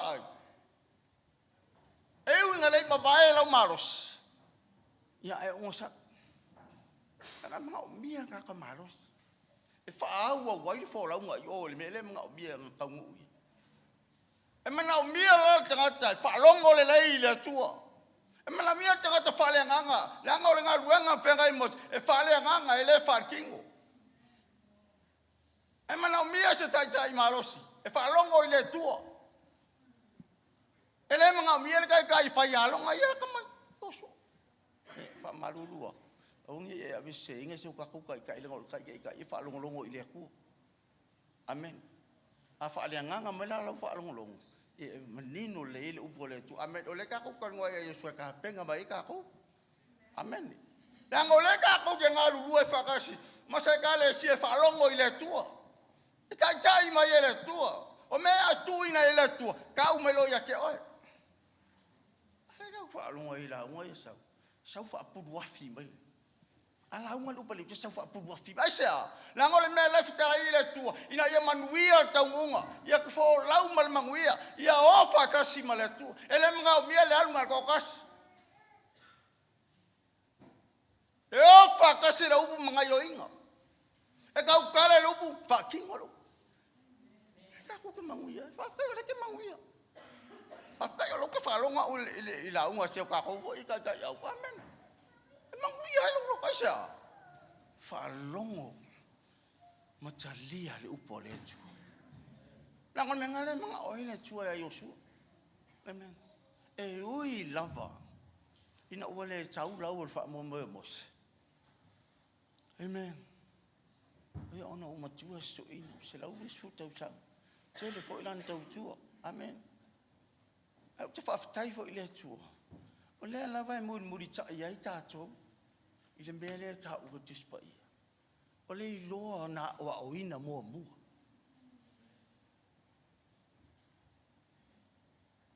Nga wa oina mo Yosu ai le escape lunga kulangan.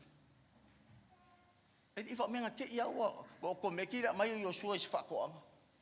Le ai na o oina mo ai mos. Na avea ia Yosu ma se soa tau ia mos.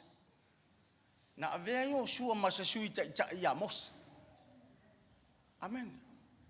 Ola no bingo. E sele mana yo le sui ta ia ma le soata. Muli mapu ele mea o ngā.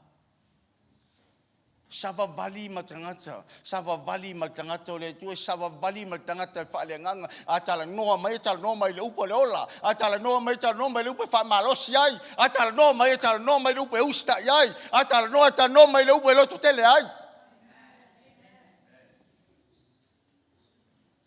E ke loko kele ai mo o lotu tele ai.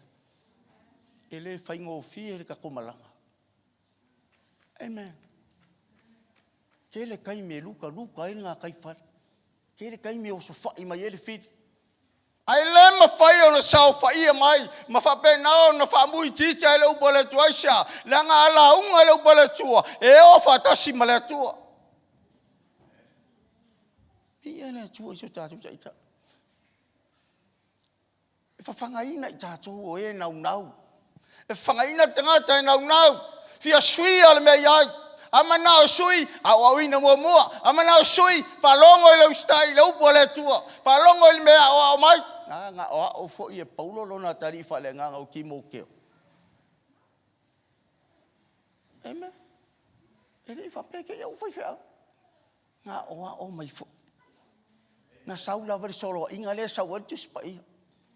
Onai mana ole tua atula mai la tari atula mai le tanga tole tua tai semea kai la karesia kai fala bo konga ia sau mal mau kingo ua fai le upole tua sa o foi le upalangi le ke fa lo so mai catch your fire and carry your flame kukula wafi mai lo maka afi nga fa solo aku ko ka vale pe aku lo ka ko u me voi pe ako fa li silo amen awal ku ala afi sai ku mai ngai amal ku mai di fale ke sa wala ki fia aku ku mai ngai ke sa fa u ya ko ya fa u fo di fale amen ai manga bia la ku mai la afi fale ka ngoi la pel ka ngoi la sa mala ngai ke fa lo ya mala sa mala la ka vale pe fua ya ko nga ko u mai si sa amen Ora ko la fo ia sa mala fa mo le mo. La ngol me ngani fa mai le mia. Mai fa ku sa ia le mia le upa le tu. Ile ai ko ka mai ya male si me ma lo si anga ia le mai le mia. O le sa mala o le upo le tu. E ma fau la o ia. Le sa mala. Nga le pau alo me fai sa mala. Ale ku ia o le fau. Ku i le fau. Ku ia ku le mele. Sasa ku le mele. Amen. Al sa mala fo inga e fai ngoi na fo le kamu ka makuku ai aso ia. Fai me o sa mala fai seu. A fa pia la uia. Ui, ka fa pia ka keringa o le povi e fai seu se tu lo le fia. Ale fo men me ka sa mala fai seu. Fa men ka alis ko yang ai longa kali. So ale alo mai sa mala fai seu. Fiu e wala aurita mai titi. A fa men ka la kali. E lai se povi o ku inga nga ke le lo foi pala nga me. Mai alu e mele sam, alu e mele ka malang ka fa singa ku seu sa malang ai. Alu lo tama au mai sam. Le me foi le ka kala i le fao. Ai ka ngole fa ku lo sa mal. Yo le u povi le i. Au seu ia fa. Le ngai ka kala i le fao. O inga u fa pe. We fa pe ka karinga o povi foi mo wai seu ali. Au le foi mo ali le sa mara. Ya, amen ne. Ya al me mari foi lo. Na fai fot kamu inga le longa kali. Ala mai male samala. E lua samala kau fa nga i nga luenga pa nga lo mku ko la inga lale. Kau nga mai uma samala e lua. Amen ne. Ele leo ka mu ko inga soli. E fau lo mku ka e ko mai male samala. Ai le lupa la me fa nga samala la nga. Masalo la nga wa masang yela ka mu ko samala. Kambo ele uli malua. Ke le alu e mamafa. E fa mai lo ka le me samala ka papa. Me samala sasa il papa. Ala lela ka ko ese mali la unga ya ka ki aku sama la ko ki su e akire pala sama la fi fa nga amen bai pala sama la nga lu fi fa nga o fa nga uma sama la lu ya ko la ve sama la dero haleluya ya o se mana tu mo la ta tu ma fa wa ya bo ya tu ni che wa leva le fia e ma va veina sola lo fia fa longo e lupa le tu mana tu mo ole manuia manu malo e mai le tua ole manuia manu malo e mai le tua o sauni o sua malenu una fola ina ai wale ai mo se lo ta i fa le nga sa o ina lo na ola ai wila vai lea. Na fina ngalo lava lea tua. Ia i loa e Iosua. O le pongai o le manu malo. Ma wha malui anga umo leo lang. E le mai a mose. Amen. E le mai a mose. E le mai a Iosua fo. Ai mai lea tua. O wha malui anga uma lava. E mai lea tua. Ele mai amos. Ele mai a ke fo. Asa.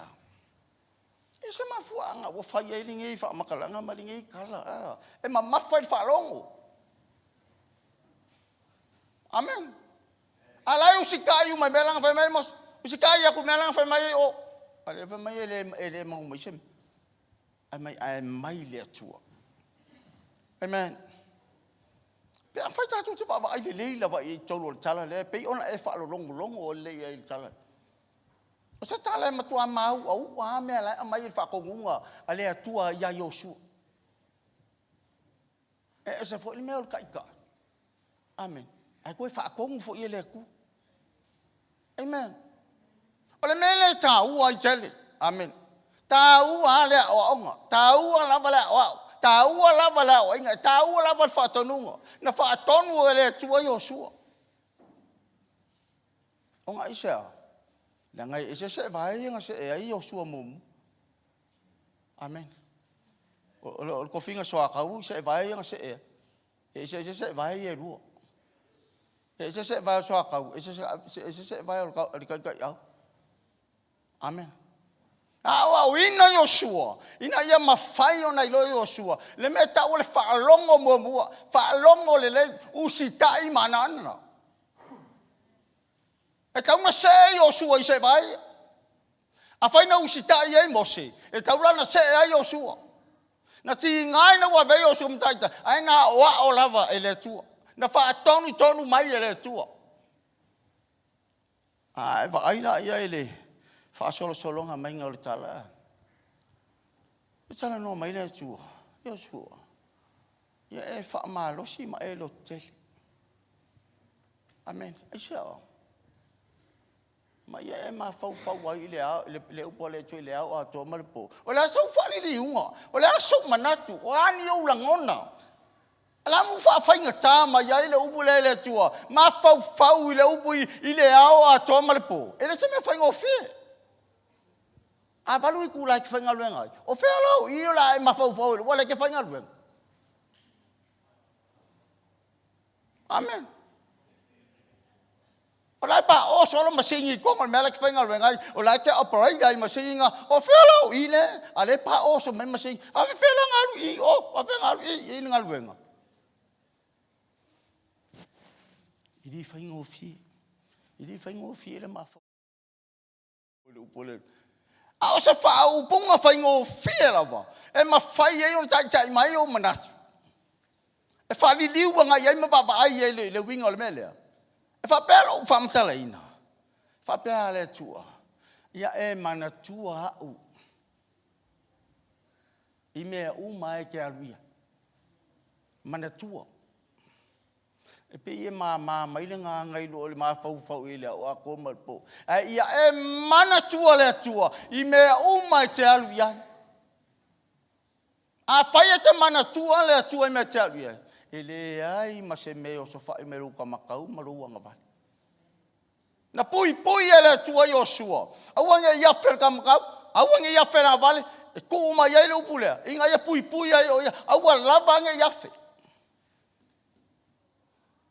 manu le tua so fu au no Joshua e manu le tua I lo so fu au na ma lo so fu na I le tua e manu le tua awa lava nei to fa ina awange ko fa vai pui ma ia le tua mana tua le tua I me uma chavi o mone ngalo le tua ya che o ala vau faiva mo te mana tua le tua fela wa kia mana tua le tua aleluia o si tai le me fai mai le tua kia ia me singa me o si kai me fai mai le ko kia ele o fai ko le ko kia sao ai alu o ia mai affaire ku I bolu ko le far kapua bolu fo le far kapua fa long sa fo le mai kala o ia ko sa o le ko mo ko afo ko ya fo ile mana o mia le affaire solo fa ngabala e mana o mia tuli o le manu la mele tuli o si o ayo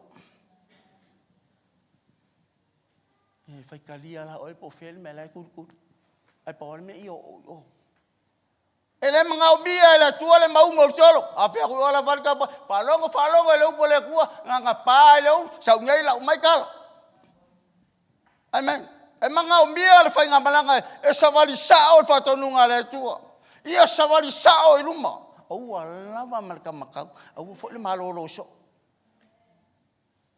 amen porque le malolo so porque le foi anga fa vai mo nga se ia ma fa le ko le ko fa wa wi ngal fa ngam me ngai nga wa ile tu ngam nga ola vele tu a lava ne io o ilona tadi se me ka o se afa so e lo ile tu io ke le io ko le ala ka makau a le nga vale vo em kwa makau ki o me le ia amen o me pui mai ai le tu ilana au no Joshua o me pui mai le tua ia te o lo mana tua le tua te mi uma te alwai po a fo longa fa le ko e le mo fa nga fa ki aisha na ia lo mana tua le tua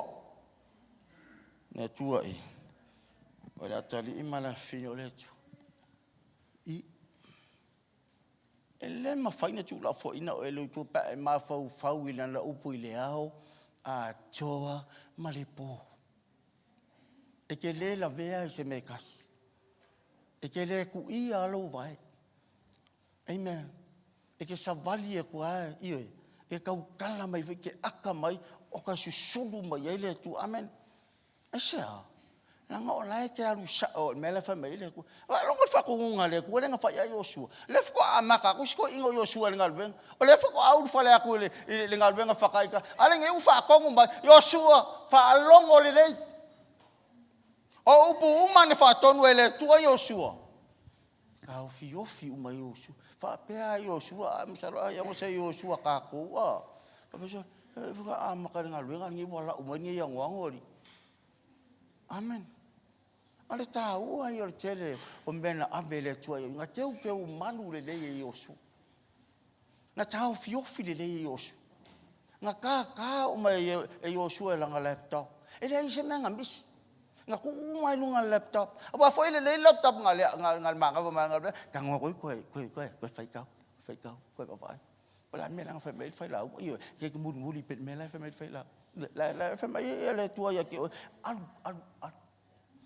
ele aí mas kala dia kuang fa Yosua ele la valo ngai a fai fole ele ele aí mas kala le kuang fa ko Yosua amen ele la valo Yosua nga e a fe lo le malo lo nga por fa paulo nga le si ai fai le sa kom le ai fa malo si malo tuteli au ole fefe au ole mata fa moe ya Yova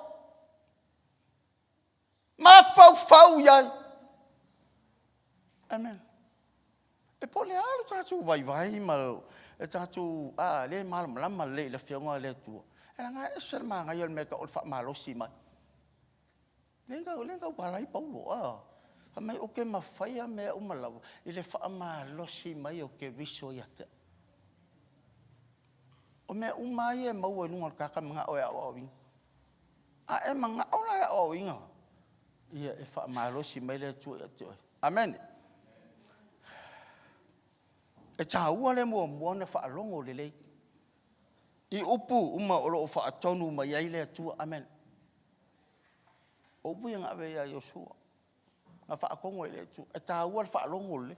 La nga ia si ko nga fa longo nga. E fa kalai mai le ko le me ka nga fa. Ai e sa me la o ka ngomi milo solo ia. E fa tonu mai le tu sa vali sa o me nga o ala wa kamu fo ya le poko mala ka mai fa ka hang fo ami milo solo si o a maworo si o so a mawa ko si o yang fa mai ku sa pi a fa mo ka o ke le fa longo yo fa le ko ai le ya lo stai mo o stai le upo le tu e manuia e tau unga lena fola ya Yosua. E manguia me umai ke alu ia. Le ai se me fa le kong. Pe so mali vasa. Pe so mali makangi. E manguia me uma ke savali ai. O nga isa o le ke savali ya ono fa tonunga le tu. Amen. Nau ile upo le tu. Nau pe fa tonu oi. Nau pe o mai o le alme u ka kudo fa longo pe fa kongo fa longo pe le o e ta u fa longo le o e ta tu te mau ai me u ta tu te le ilo tele me ta tu te le ilo tele me lo lilo e ta tu fa longo aya a ta tu fa longo ile u pole tu ta tu te mau o ma men fa kau ia ka ngu ro ka ko ka mo e nga ile mele ai mau o malo ono sa e fa longo ono sa e u sta ono sai e fa malos. Ono sai e fa lo tele ina o le upole tu. Ia e mau pen lo tele. Le me fitasi le mena o mai le tu e Yosua. Ele au mai ang alfa malos. Ai ke le lo tele. Na o mai le tu me lua ya Yosua. Ia fa malosi maloto tele. Olo no wingo. A fa malos, ai le solo que e ar kai fa vai ya. Ai alo que le foi ya les fa malos, e ar kai me a fe. Ai na o mai ele tua, me lua ya Yosua, ina ia ilo, ia tu mau Yosua, ele nga tai le loto tele, ai na fa malos. E no ai le tua me que le fa pengang fa la ve so fo ma le ora le ka ko ki sa va di, amen. Sila fia le ya le tua me fa la ve ta to, te le ngal wenga le anga le fili. Na te tau whai e poloka le ta whalongo i le tua. Na tau whai e poloka le ta nau de upo le tua. Na tau whai e poloka whamulianga le tua ia te oi mau. Na tau whai poloka whamulianga i la inga. Na tau whai poloka u whamulianga. Ma mea lai te nau iai. Ai manao le tua. Ia e whalongo me ustai. I le mea le whetalema. O tau nuu lea o mo mitinga nai ai. Le whainga o ngu mea ka koke miki ai mele le. Ia wai ka koke le whalongo ma o le upo le tua. Amen. Aina tu fo ia I mani ala fua se lua. Ia Yoshua. E wha mautu I nai ma wha atu mau I nai. Manuia I lunga ia te. Whai upo e whetu wha malmori. Tau ina e wha malosi. Ma ia matua loto tele lava. Ia e ana e whai e tusa ma le tūla whono uma na whai atu wai mose la au auna ia te oe. Awa e te alu ese ai I le tū tau matau po le tū tau wangawale. Ina ia manuia ai oe I mea uma e te alu iai. Whai ala singa mau au upule. O whiwhili mai la lupa ia e ana e tusa o le tūla whono po le upu le tu. Ana. E le mawhai fōina o whaatasi a tonu e ini si tangata whai mai. E o whaatasi a le ustai mal ana. Le ai. E whai a singa ma o le ustai. Nei lo o le ana. E whai singa ma mafa. Longo minga o le ana. A whai mai lo whai loa. A le ustai. E mawhaianga o uska. Ia kai au, le uska. Koe alua kua ia, I whika I le sias, a le sfo ias, le uska I fo. E loana e ana I le tua. I le koe whaia am te si mea I o mangaku ma ula ngonga. E le koe ka inga o I o manatu. Ai ole ata I o I manatu o le tua. Mena le whamai tala tus pa ia, o manatu o le tua. I ese ma maho ma o tatu manatu. O manatu o tangata, e le tutusa ma manatu o le. O le ama whai ona e tau nuu le leia. O le atatou tala noa. I le mea le tasi o le mea tau nuu ia. Nang o le mea na le na tuu ia Yoshua. O tasi le mea mana ia pe a wawaine I tō le tala. O le tuu sao e le tua. O le mea e savali sao a ia Yoshua. Lai ku mai oa. E a makakung savali a kui. A lai ku mai oa. Ai me le kau kurikuria. O le ese senga na leo mea, tele o mea. Ai whawhetai le tua. O le ana tuu mai le vaenga taha ua lea. A tu watu lo e le tua se me ia te oe. E te alu e turi ia mau. Kulia ia mau. Kulia ia mau. Langa na tu e le tua le vano ia Yesu. Na te tofia ele nu. Ma ia o ile isi tu o Yordan. O mea le tau la ia ile o onga Yoshua ile tua. E mana o le tua, ia aua lava ni toe la vea Yoshua ile ala. O ia le ua vea matai malanga. E le mana o toe whaavai le tai malanga. O le kaimi e whaavai e kai malanga. E whaavai uma koia malau malanga. Ai mea. E whaavai lo ka maula inga. Whaavai uma koe makinga. Moa ku maia. Ai mea. E whaavai lo le inga tai. Whaavai uma koe malko o kele. Ai mea. Whaamalos lo kele. Whaftai le tua tu mai lo tele ia tātou te ngalu e. Ai mana o mia e le tua. Whaamalosi lo tele whaalongo. Uska whai anganga. O ngā ufi e lola i leo mea umanga i le koe lavelavea ia lo li mai ses. Amen. E ke le koe lavelavea ia. Amen. E fiu a vaenga le o sisi mai ka makau. O e malama e anga ufusu e sfulua ufusu. E ke le koe mapole ia. Amen. Ia e kufo e ke malama o e fa ufusu anga fa fo ingo woki. Amen. Amen. Ele mana o le atua. Ta te toi feo ti fa vose ile. E mana o le toi fa malosi. Lo to tele. Ai kau pu mai male ana usta. Ai kele o me ta te mai tawina tele fo yo time. Amen. Ni si fo iwa e ngai masani ndo ba ai. Ele nga kai fa kongu mai le ku. Yo ai ko ku fo ma pe fo ni ala ka ko fa kongu le ku. Amen. E tupu tele I tonu ngal vengal men. Amen. Per fa kong mer ka ala foi kau foi ya foi la ya fa kong. Amen. Ava ko la kai fai lo. Amen nei. Ai lo fa ko fa me fo sia fo na. E ma fia lai ko mo me ai nga ai yo e fa ko fa ko le ko nga la kali. Tole, alu yo mai me le ko fa ko alu. A fa mai la kali ka vai ya o kale la va ko manga. Amen. Ko sa lo malisi ka la kali. Me ke le nga ke malos. O nga foi ke lo avela ka alu ya. Nga foi le lo wa ka vale ma ko le malau fa samo. Alu ya yo samo foi lai o. Amen. Fa long o fa tonu. Ana il fa tonu. Ono sa e fa long. Ono sa e sabari. Ono sa e tamoe. Ono sa e ustai. Ya ma se inga wa. Amen. Ustai. Ana. Ma se fia nga wa. Ili nga liu si kai fo yang anga aku nga wa ya ku le ka nga fa ka fo mal nga wa lo binga nga wa ma kwa la fo ai u ma u pe nga kwa ku ma yo kang ai la ai kai lo ka ngu ai me la ka bia la fo ma la lo menga o sa ye sa ba ke ba ai el me fa ilo ele tu ya te o pe o sa on me ale kelinga fa inga ka ngak me ala vale malo si le la unga wo sa sau mai wa makua pulu afi mai nga lua ko fa fo ole mal ko ko ala sa ala fi ai ke ia wo fa be foding amen kamu fa ya wa la ka wo ma ko ko ala sa amen ya le la ba la ngai sa ko pen ko ngir ko ko ala sa amen o sa ele fa ngo fiel ala Kele ma fa la ve a hular. Kele me o fa sala ve ia ka ko la wa. Kele me o fa le kong wo sa va linga is ka. Ilo ka ko.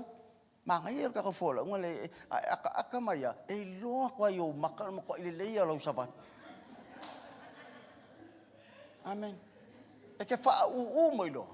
Mo yo fa ngo ya ke. O ke manga o ke aka mai ale le ya lo aka mai siva mai lue mai e umi fo le la ai fa ngo mai lo wala va lo le mo si le la yo la va ko la ma sa ameng yo fa lo ngo ku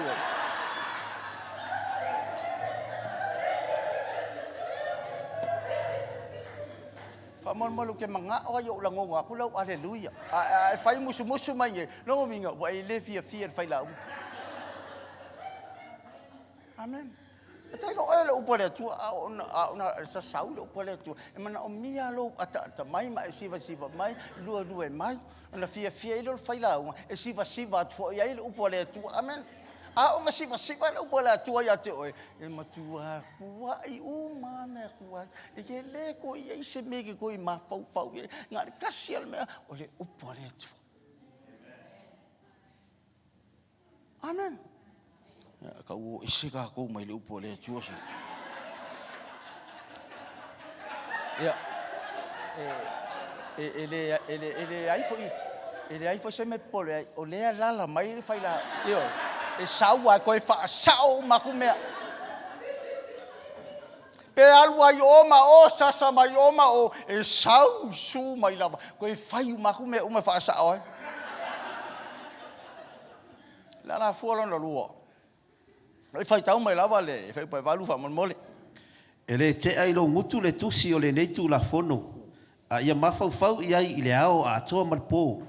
Ina ia e ana e fai e tusa ma mea uma ua tusi i ai. Ona manuia ai lea ia te oe o lo wala. Ona e manuia ai lea. Ma e fa longo rai. Mai aua. A sauro le upo le aua iso se fa kongunga. Longo binga ele manga o mia nga e koe fo ia.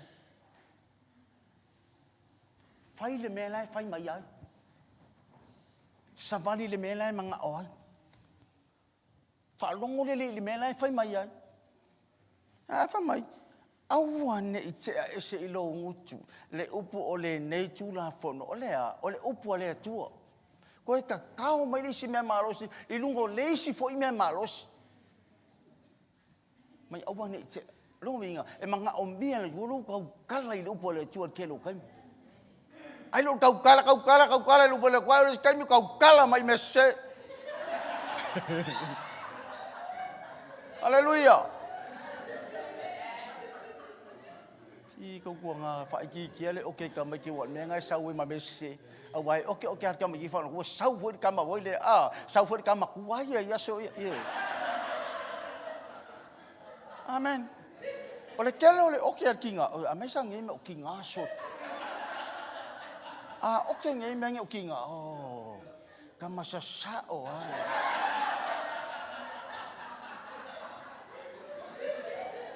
o mea uma kuai o ko sau mai. Amen. Alang-alang. O si wa inga ili kai yang fa yang me penga. Seki ala ma ua yo fa penga.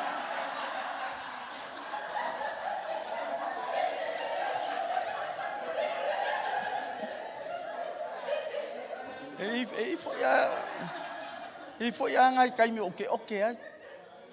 Ai ka okay ka ma vau bui ke se aku se kala. Se aku se kala.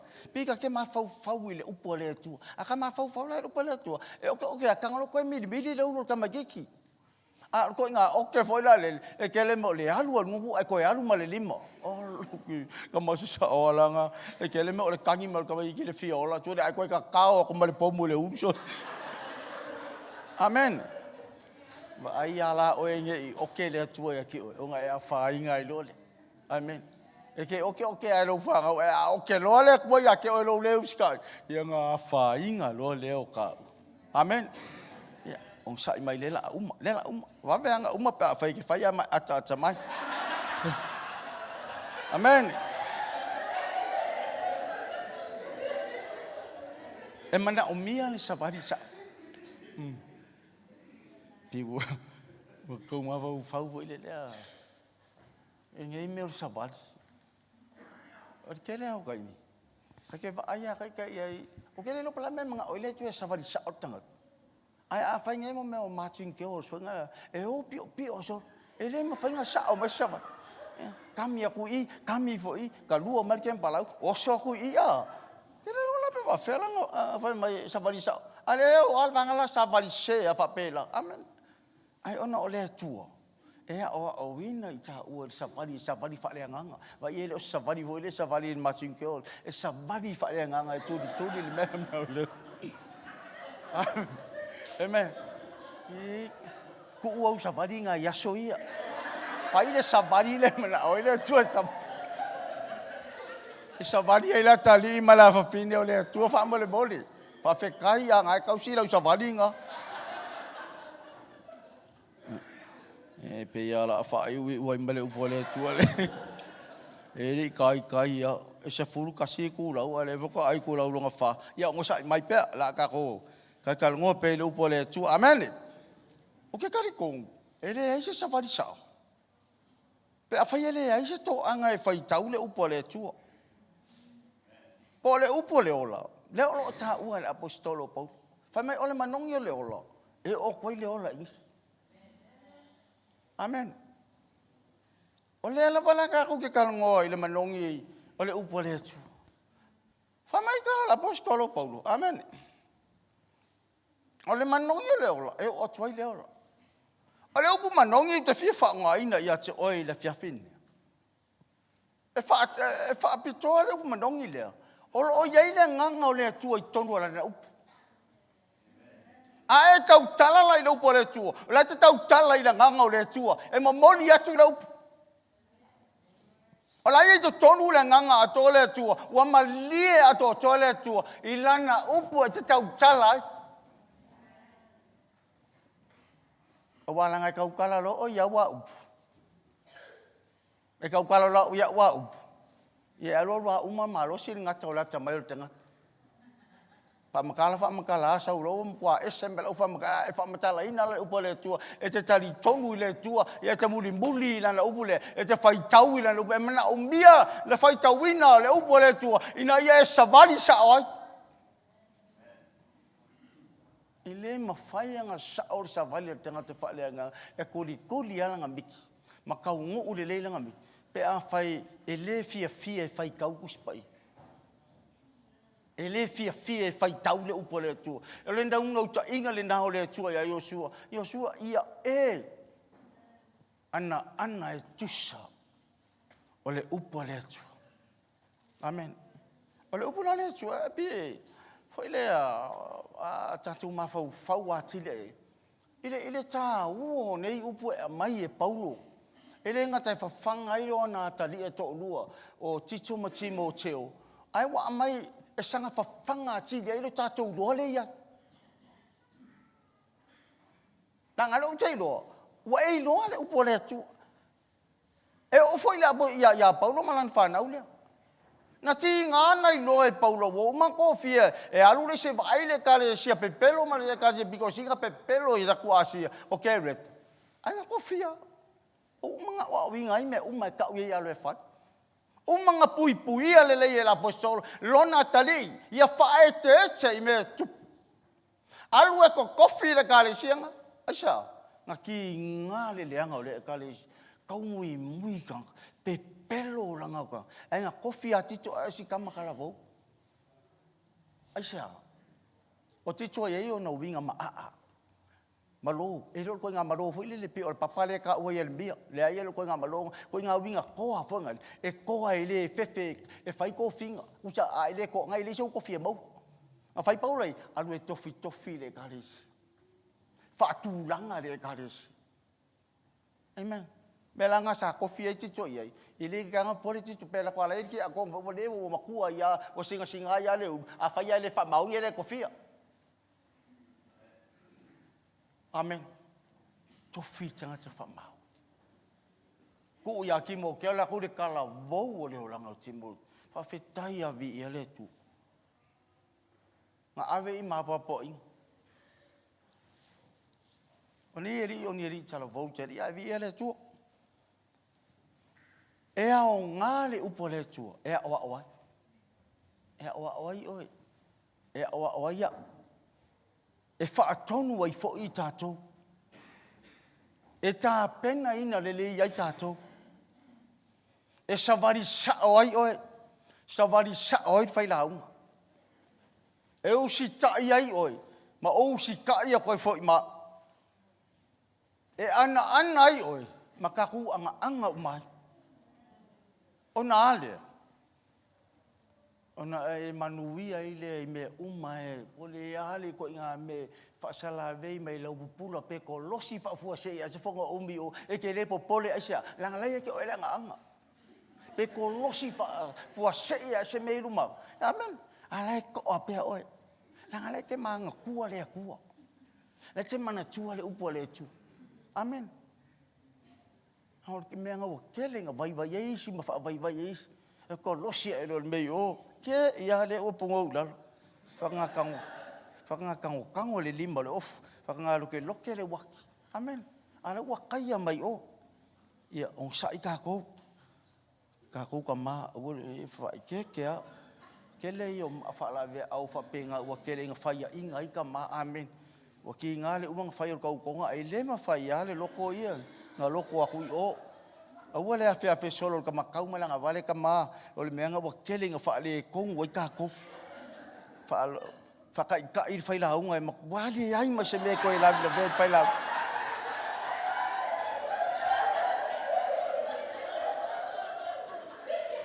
kasi an men kau ko fai la unga ai la mai ko o amen. Kau vai pe kau ngaki pile si pat le la pe la umi o mena to lua se fa tau mal to no me to suma ta so por suma to fa mo le la ko fa wa ka ko e a ko ele le ya le ko mai le upo le tu ala ngalo ko ma solo yo amen. Fai polo suma tolo tu sa tau no me fa mo. Fai ma fai a ese vai.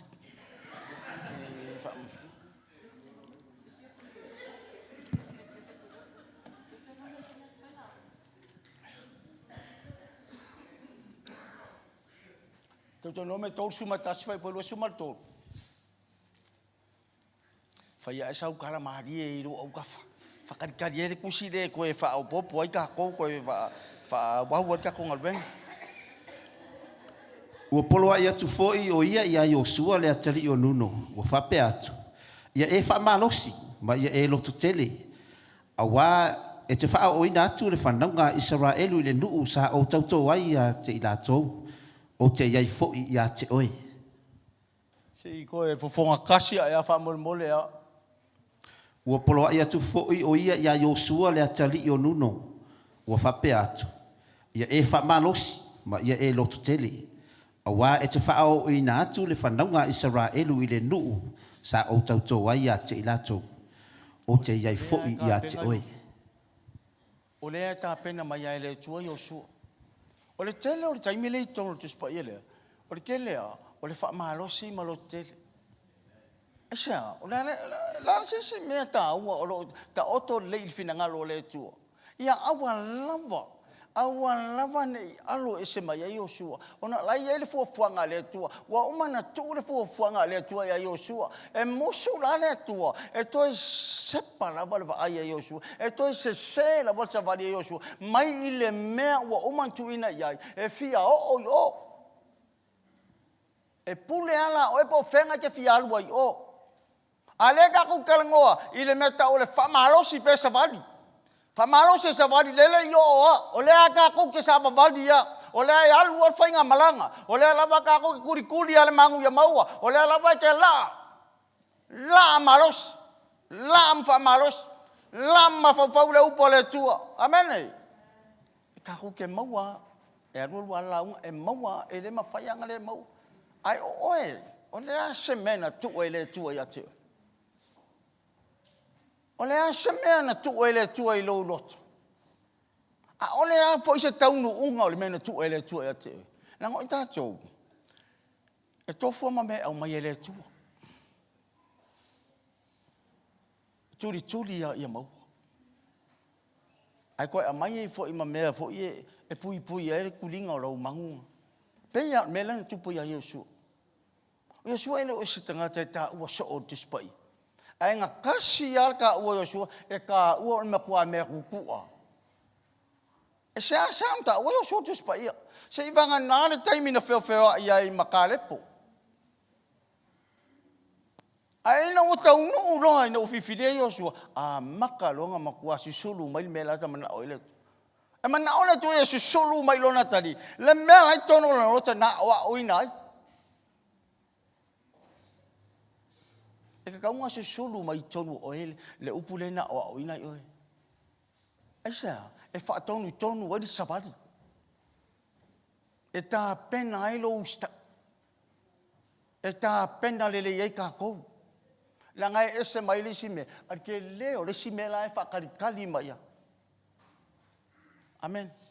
Wa umana tu ina atu ele tua ia te oe.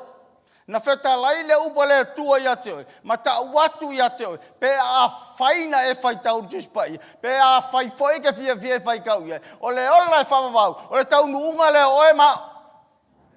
O le upulanga le kure ka ua. O le melanga le kure ka ua. Pe maua. Ai koe ku mai e ma keu keunga. Amen. Pe ia o me o whongo vui. E mai se me ai koe o mai ma keu keunga. Keu mai. Ai koe ku mai ma mea umai.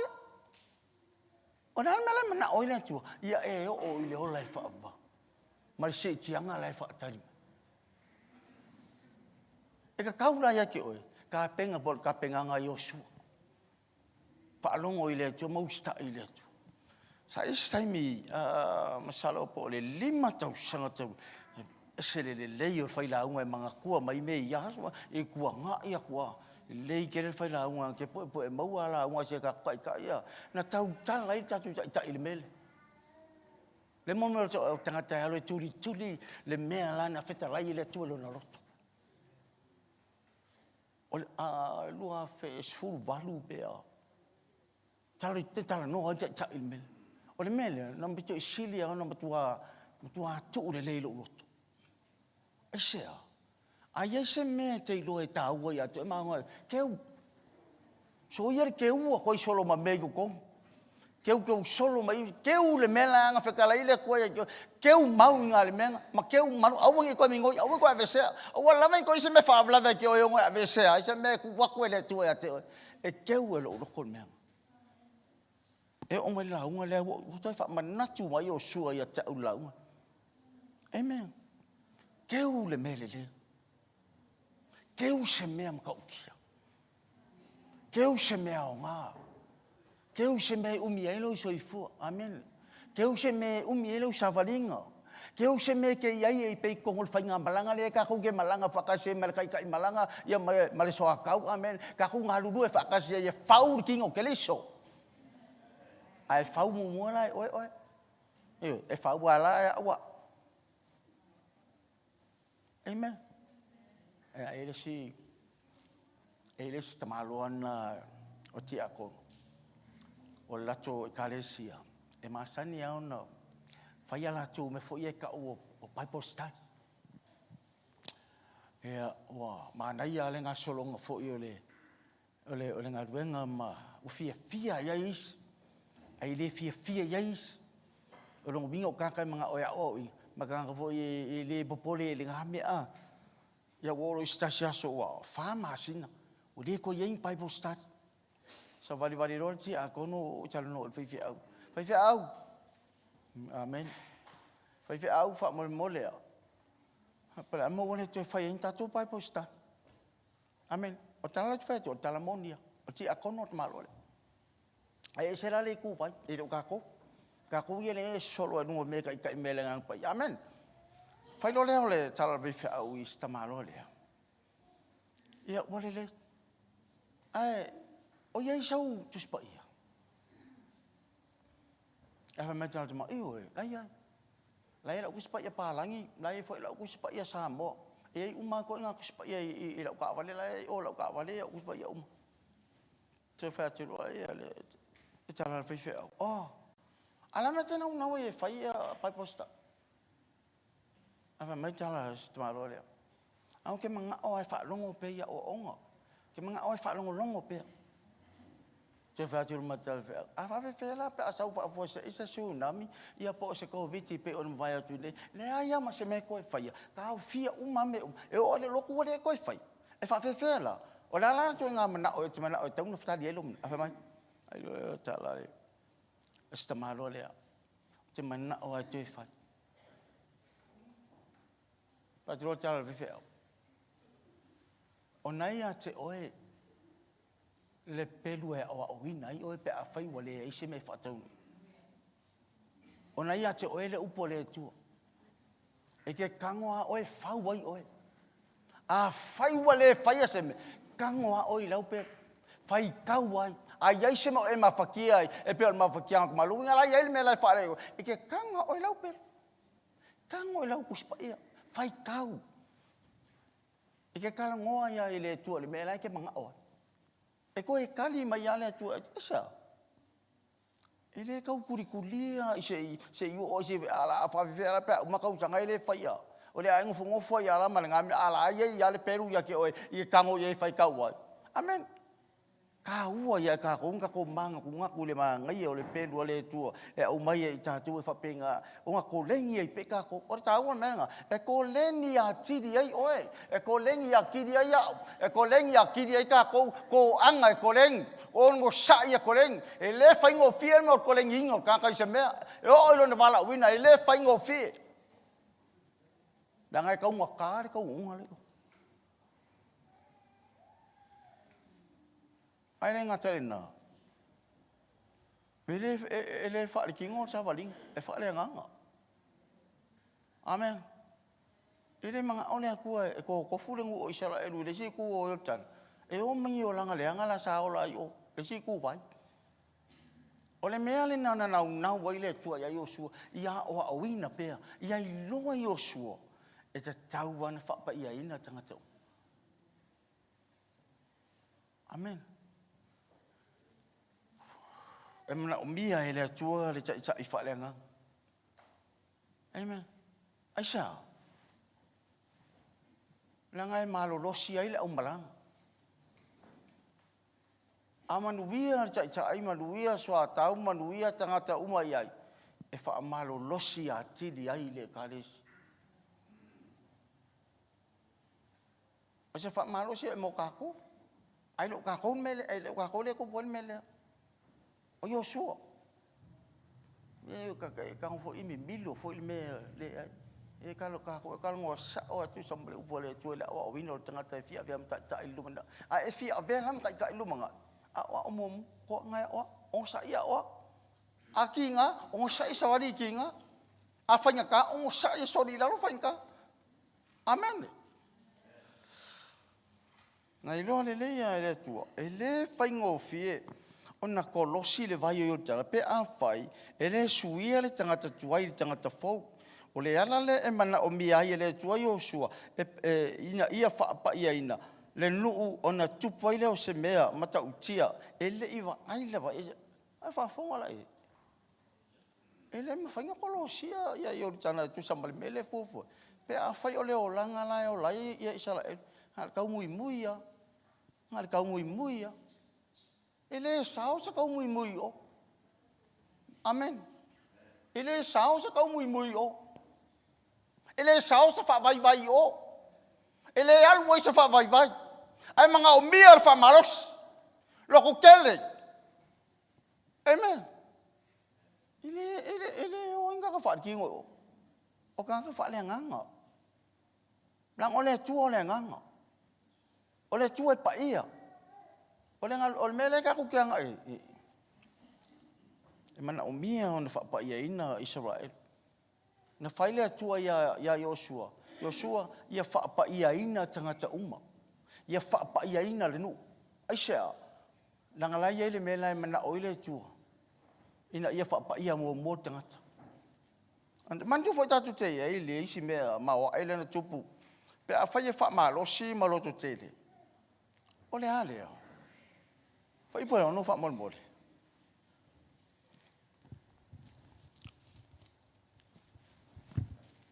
ia so mo fai pa ono ia e fa malosi malotu tele awa e te tofia mo le nei nuu le lau ele na o tautou ai o lātou tama e fōa i atu ia te i lātou fai mai e te tofia le nuu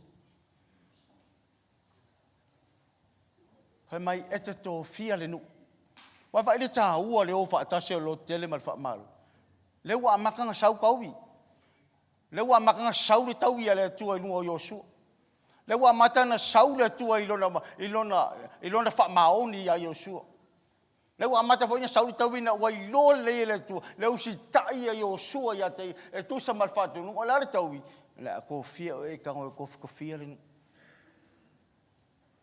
to fia le no na folfolina le tua ya pero amo isa ko ma foi le ma ya amen te le to finga le ina ua fa maoni e fa longo ile tu o fa maoni e fa longo fa tu no ono sa e fa longo wale popole ai o sua longo ko fika ka awa ono sa e fa longo pana wale tu ono sa e fa longo amen ono sa ai wale kawilai kuwa e sili aku ngai lo e sili aku ngai lo le ono sa e kaui mai lo ele tua e ke mau fo e sidi akula la o sa amen e sidi aku fa mongianga le o mai ngai lo o sa ingo o sa ia le ki o fa mai le ku o ke fa ma lo si ma o lo ke o ngai ke le mela la ku mai lu o le a ko fia ia Joshua lu ina ia fa pena antau lu mela mana o mi amen fa i fitu fa mo le la ia fa wi u ta tu wa fia tauina e fa malosi ma ia matua loto tele lava ia e ana e fai e tusa ma le tulafono uma na fai atu ai mose la au auna ia te oe. Awa e te alu ese ai le tūtau matau po le tūtau anga vali. Ina ia manuia ai oe i mea uma e te alu iai. Koe a kau ngut fai ngamalang. A o la lava e kau kuku ale atua ia na upu e lua. E lema faina tu uale si upu ai alu si upu. E kau kuku ale kua. A wai lole le ele kua. A misi lo fa malo si malo kele. Ua kele me whare kum. O le tā ua so i o upu e lua i. Le fo ua koe o mai i. A le fo koe ka ua fo i. E tā ua le matua wha malosi. Ma ia matua loto tele lava. Amen. Asa. Wha malosi ana i le upu a le atua. E ka le sio. O le soifuanga i aso umo le whai ngamalanga. E mana o mia na savali sao. E mana o mia na savali maloto tele. E tā ua ne usi taia o savali le ala. E le mana o mia se toi wha vai vai. Ai mana o mia na savali pe am wha malos. A whaina ave le tua ia Yosua. O le amai e le tua ia te oima. Ina ia aua ni o ta o ese mal awala wa fofo ina le tu. Awa e pau wale o awala e ka ngu waringu. Ngal fa malo sia malukel. E lai se sia awala tu ina mai. E kasal awala nga manga ona ko ia o Yesua. E pau wale o awala e ka wa o mele manga o le tu. E ma faya nga uskai. Ara ska me uskai. Ala sa wa lo ka o mai lo le tu ia fa malo si malotel. Amen. Savali ale mele i kasi. Asa, winga e laa. Ala iai al wha marus. E pui ele tua. E Sauniga ele tua pui nga mole a. Wha marus e malokel. E wha penga kako. E pui mai o ele tua. O whea lama le meang wha konga le koe kiaru. E koe saua le kua. E koe kango lava le kua. E koe whaia lava le kua. Me pui ai oe. Inga ia e o le mea, nga manga o le kua, e alu e whai. Nea la iel me langupu ia Yosua. Nau. Mo tangata e nau. Pulu nau. E le mea ua au mai e savali e alu e turi e maua. Amen. Manatu muri mo le nei e fiafi. E ua i uwhi ufale sausia a menge pe fori mai ua. Ioi wa kau wha vai mai. E whai la unga e wha malosi. Ua biu kau woki mai le mea sori. Wha malosi mai. Aleluia. A o nge kai vai o ka longa. A so iau a bele. Sao a ia kai minga. A o lenga whai mo a whele. I di ma ia ka malo. Amen. Ka malo mo kai ka lengia. Amen. E ke wha pere. Sa kwari. Kai te leo kwari. Ia so wa onga. Amen. Ia. Whai longa me o ka longa. Kalau sa wa onga i ka le onga le mo sangel. Kalau ka longa la, ka mo le ro sa ra mika. E u mala ka me ya ma se sing fa la via lo wa nga le me nga le muli. Amen. Fewa koleng. Amen. Nga le la kwa e mulia. Fe soli. Amen. Mana tua tolu. Fa o mai ne fia. Ta pena mol nu mons. Mana ye o mana tule ai no fa o ye fa ai ni o mana. Ke lo le ka o ye me ka penga mol mu. Wa u mau ka penga nga mai. Ku u mai a mai o. Ai esa vali mai ma watu fa mahalo se le tu ya te. Pasi mai le wha maharosi. Amen. Kena oi on me whaiama pasi mai ele kuar ka kou sawan. Nga pasi alo ele tuar savali nga Yosua a makamai ai luma. Sau le wha maharosi malotele. Ai koe o malo wha maharosi rong kolua le tua e whamai. Ta pena molnumon. Saungi lo oi. Saungi lo e urfale. O le ale isi me koe whakaria. O le mga o inga mai mea kele ayo. Amen. Ale wo o malo kai mile wa nga sa humia ka penga o la ka penga. Amen. O la fainga o la ka penga ngale ye pa fa ngu mongi le wa fa fonga mai e kasian ngu mong ele kele ngu mong e kasian ngu mong ile ka penga ka ko e pule ala o ia bo fe au o ngu mong fa ka dia o ale ka ngo ko e kasian ngu mong le ka penga ka ko. Nai lole le Yosua, le tā ua o mea na wheta lai mai ele tua ia te ia. Wa o ina mai o ia I mea na vaai ia I le kuanga. Kuanga. E o winga pea la sa ia se mea ngasasi a mos. Amen. E pea Sauniga mai le fai mai o zua. Mai nga o winga mai o ia mai I mea watuana. Amen. E fa pea nga foi kako. Walanga e alala mai ngele fia fingi. Walanga e lau makafia fia mai. Walanga e malosi mai ma e au le lei mai. O nga e sea, wa suia uma mea kuangai. Ale wa e savali vali le lumangai. Wa fau me uma ia te oe. Wa fau e au le lei. Talu no taria ina o isu ka riso lo wola. E sea, leanga wa teu le upu lau loto. Wa e mala malama. E iai le mea na e faola ingai te manga o kaungu iai. Amen. Au le lei o ngi e ka le isia suri. Ia nga. Au le lei fa au I pese I o le o le fa au au le lei e nga. Le ai a se me fa le kong ba fe ke fa longo mai po anga I me va. Wa o ina mai o ia. I me na va ai e tona. I le fa moe I le malosi ma le poto tangata.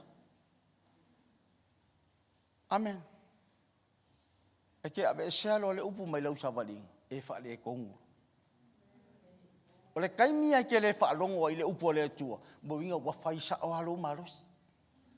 Longo winga, mai whai lawa I lo poko maro ua kamai. Amen. Awa ke ar ese ai. Awa ke koe la ese. Langai lai mas kako me mawal me ka o le poko mana kamai wha kangaka. E alua le poko mana kamai o kangaka ngaka. O na a mataila ina o le atamai o le atua. E umalola ka mai o ka. Bale ai am tai simbe. A makailo nga le ata mai o le tua. Fa kong I lo inga. Amen. I foi le I la ka iga foi o langa savali mai mo le tua. I le fa ngofi. Amen. E lave a solo I va fifi. E kami solo leo langa. Amen. A oi taimi o. Me foni le ka usa mo le fai ma ke ki le sai mo ya so me open air. Open air e fai as ko nga Ke lo fia ya lo e maka menga. E ka ele fiku pa ofa I le open air. Amen. Na wo levang ku ka malo nga. Ke fa po lulu au ka fa mai fa lo fonga le fa lo ko isa nga fa lo o skosa nga amen ku nga e fa le ngo ya ala maka open e a kero lan me mari malau fai mar vala au ai alu ro por le fa amen kello nga kai minga savali mai fa longo au ke di fa ola nga Ama ko ilanga o le olangal peminga amen. O makwa vivela o mesa ia nga kai. Amen. Alan mesa ia. Na fia pe alu e breakfast ai o. E fai mai ala ngalu ngai o. Ai ngun kofe kwa I. E fa longo. Ina wo ola ina wo suia. Na ubi loa ile ese o mea ese o mea sa ia ile o langa tuai ma leo langa fu. Angale suia lo ora. Kere ku fa benge. Amen. Angale suia lo ora nga. Ile sa ofo upo kau kalai. Angale suia lo ora. Ile ma fai ona le ni me o te fai. O te fa fitai se o jo lo fa malosi mai. Saya te ia le nga ngai fa malosi. Awanga fa ole nga mua mama wa se ko alinge ya fa ka upe ko ai ku me le al wa kwa ile lang fa vai ka mo so lo ku mai wa ki le mama fa me ka amen ke le me fa le ko ngol savali ai fa tai fo tina ole ai talia ri fa tuanga tina ri ye amen nga ai fo ingis ka mari ya ba ku fa ku nga ka mari suri ai sia so le me amen. Ono sa. Haleluya. Ona yu fai O le ua tātou iai tonu lava. Le tātou whai ngā malanga i au wai o Yordan. Le ana ta i mai a Joshua, le nua o Israel. Ina ua uma o na whapa ia ina. O ina lo na tupo ele wawenga le na whatala i ele tu. Whai mai ia whapa ia ina le nuu, ia whapa ia ina outou e outou. O na lai ele mele sa manatu ele tu e whainga tāle asa i ele wailea, pe a whai ele whapa ia ina. Na ona mai ala wanu whapa ia ina o le nuu, o sa o a korosi le vai. La wa iai ao le atua. O le atua whai wawenga na tau atu ai le mea na. E ma tau tia le ao le atua. Na tau atu i laulang. E ma tau tia le atua lea. E ma tau tia ao le atua lea. Na te whai le wawenga. Na tari tonu Joshua. I le mea le tu baisa. Le angan kau ngu ua le mea lea. Na sopo i lo le vai i tan. Le kaku ke iai kongu at kemi. E tatu te whaatari po le ale mea le tatu whaatari. Amen. O tātou sauni e kolosi atu isi. Ni tu o le nu o sauni e mai e suo mo i tātou. E le toi mo o mia se wha vai ma le wha tamala. A o le wha mahalosi ma le rotu tele. A whaine tātou wha tamala e le amatanga o le whainga o savalinga. Ia mana tua. O lea ua tātou wo o mai o le tana. O le no fuanga o le te anga. Amen. O te tau ona tu ese atu ai, leo langa tu ai. Aia ai mai le isi tu fau o leo langa fau. O iau ritana, o le ata o le papatisonga. E te tanu whaatasi ai. Vai inga tu ai, ma leo langa tu ai iau ritana. A o iau ritana foi. Na te ai e ngātu pulanga, na whioti le wao. O iori tana fo ina te ai e lia ma Isaia. Ina ua ave ina ola ina e lia i lase o seo. A tātou i ai pēr, ia uwahe o le vai i iori tana. A wane i ngalo ia te oe, o loo whaatari atu pēr i le aso, ma le taimi e fio ma iai Jesu, e si ti atu rana e kale sia, e si ti anga, ma e ua whirwhiria. Ma ia wha manatu fo ia te oe. O le aso le sitianga. O le aso fo i lea o te anga. Wa o le ao atu isi sitianga. E tu pēa isi lau ele ele. O i la tauia na whatamala ni savalinga. I le o langa whaleanga. Me le kare si ai ao i lava. Ina whamalolosi ma loto tel. Toa anga pēa o lo sai ma whalongo i le upo le tua. Whaamalolosi. A ua saunia i le tua lo tātou tauwi. E kare sia le tua le nei a fiafi. Te whaamanatu ia te oe. Tu anga i ustai le upo le tu. A e manao e sitia oe. A e manao e la oe le sulam. Whaamalosi a oa oina. Whaamalosi maono sa. A ua saunia la vai le tua lo tātou tauwi. O le ola e whaamavau lea. Lea tātou te whaatari tali i ai taimi. Lea ua tātou iai au wai o Yordan. Tātou te whaatari tali atu. I le aso ma le taimi. Saunia e le tua mo tātou. E le ia fiafi. E tunatu. E whatua ia pasta e loi.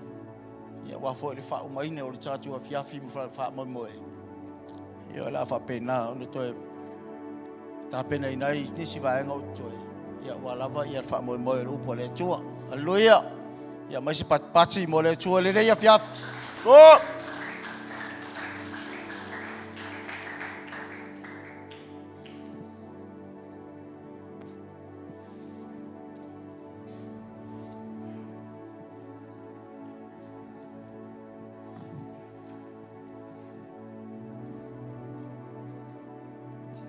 To like mine. Hallelujah. Aua nei te ai lo ngutu. Upu o le nei tu la fono. A ia e mawhau i ai. I le ao a toa ma le pō. Ina ia e ana e whai. Pei ona tu si ai. Ona manui ai lea o wala. Ona e manui ai lea. Let not this word of the Lord depart from your mouth. Thou shalt meditate on it day and night, that you may do what it says, and then you will make your way prosperous, and you will have good success. O le manuia le tua, o lo wilo le upo le tua, o lo mafaufau i le upo le tua, o lo tautalatala i le upo le tua, o lo savali le upo le tua. Pa mai fai launga, teu le upo le tua i lo loto, teu le me le lei le lo loto, teu me o ngā le lo loto, teu me le manuia ai oi, teu mawhata hua i lo loto. Amen. That's why Satan comes to steal. Mele au mai ai sa e pe o se vai la au e fa moe ai tangata Kerisiano ele manao ia aua nei pupula o tatou mata fale nganga i li loa nuia ia aua nei tatou loa manuia ia o lo ua teu ele tua i totono lana upu. Hallelujah. We'll just sing this song. Tua tu lo loto i le tua. Lord, you know my mind and thoughts. Lord, you know my life and all. I wanna be made whole again in worship.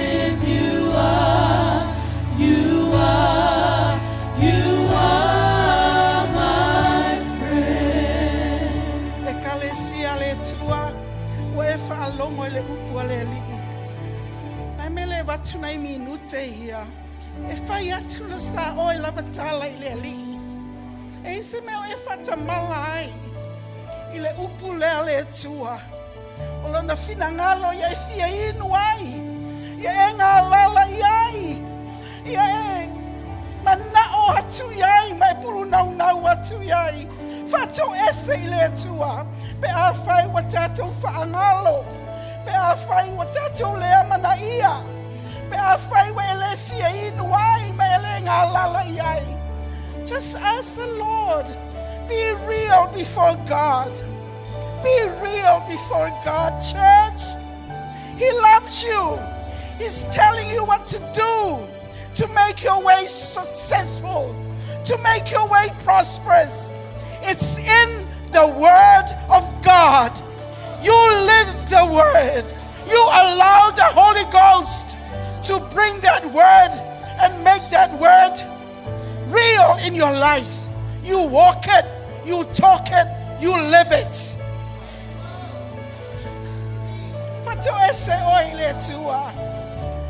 Be real and say to the Lord, forgive me, Father. Toi au mai lo fia inu. Toi au mai lo fia lo ngā lala I lo upu. O le upu leo te manui ai. Wa tele mea le lalo langi te wawa ai ai. Wa tele mea wa distract ai lo wa ai. Ma whai tau ai. Ma au wha longo longo ai. A wa ave e sea ma ua kaoi le fili. Lo nau nau I lo upu. Wha manga lo au. Just speak to the Lord like that. Be real to the Lord. He knows your heart.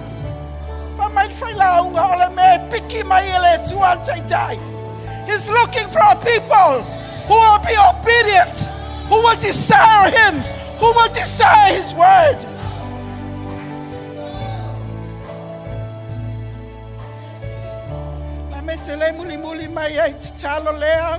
Pray from your hearts. Famangalo maiau. Famangalo le tau wala upu lo wala. Awa fai mai oe. O tusi pa ia umalaba. E mai le ngango le tua lea. E au ngā foi. E a oa iau. E a oa ia iau. E wha atonu ai. whaapoto ai le hami o tonu. Ina ia ato atoa o na lelei. O le tangata o le tua. Ma ia saunia ai. Mo ngā luenga lelei umalava. O te fia sauni. Mo ngā luenga lelei ia. Wa e saunia mo au. Anganga pa ia. The source ani mai. Ia o fia ai. I le afio ngā le tua. The source ani mai. Fa matala lo loto. I lau upu le tua. Fa fetai Yesu. O lo uola le amo oe.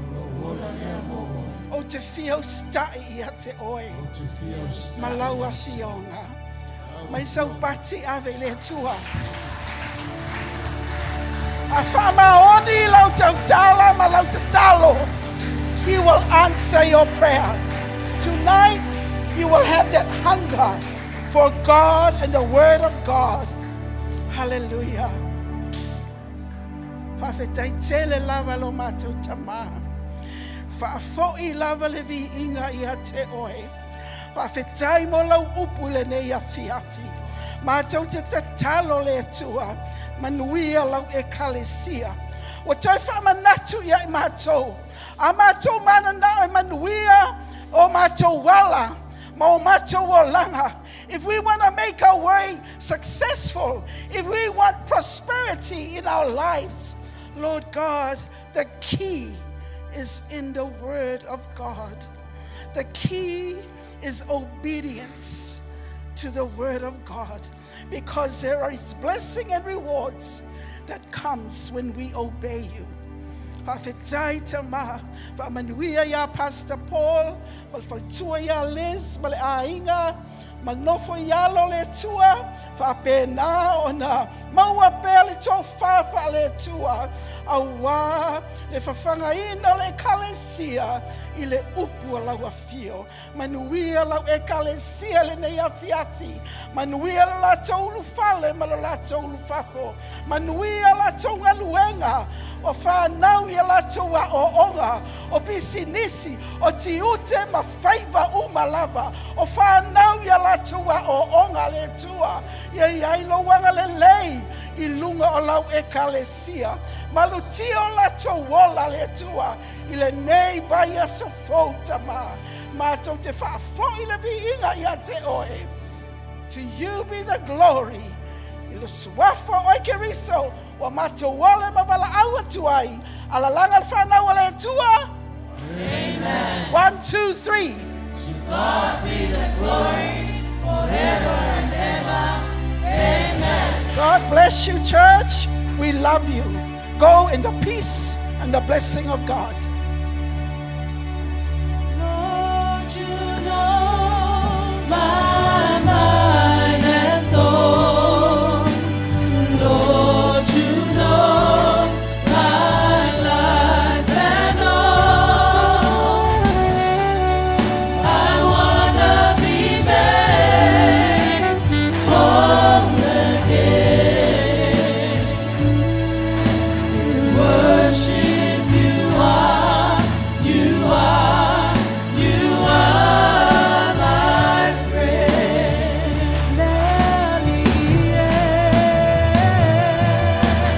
Leali waisila fia o manatu, waisila fia lo nanga mabea uma. O te toi tu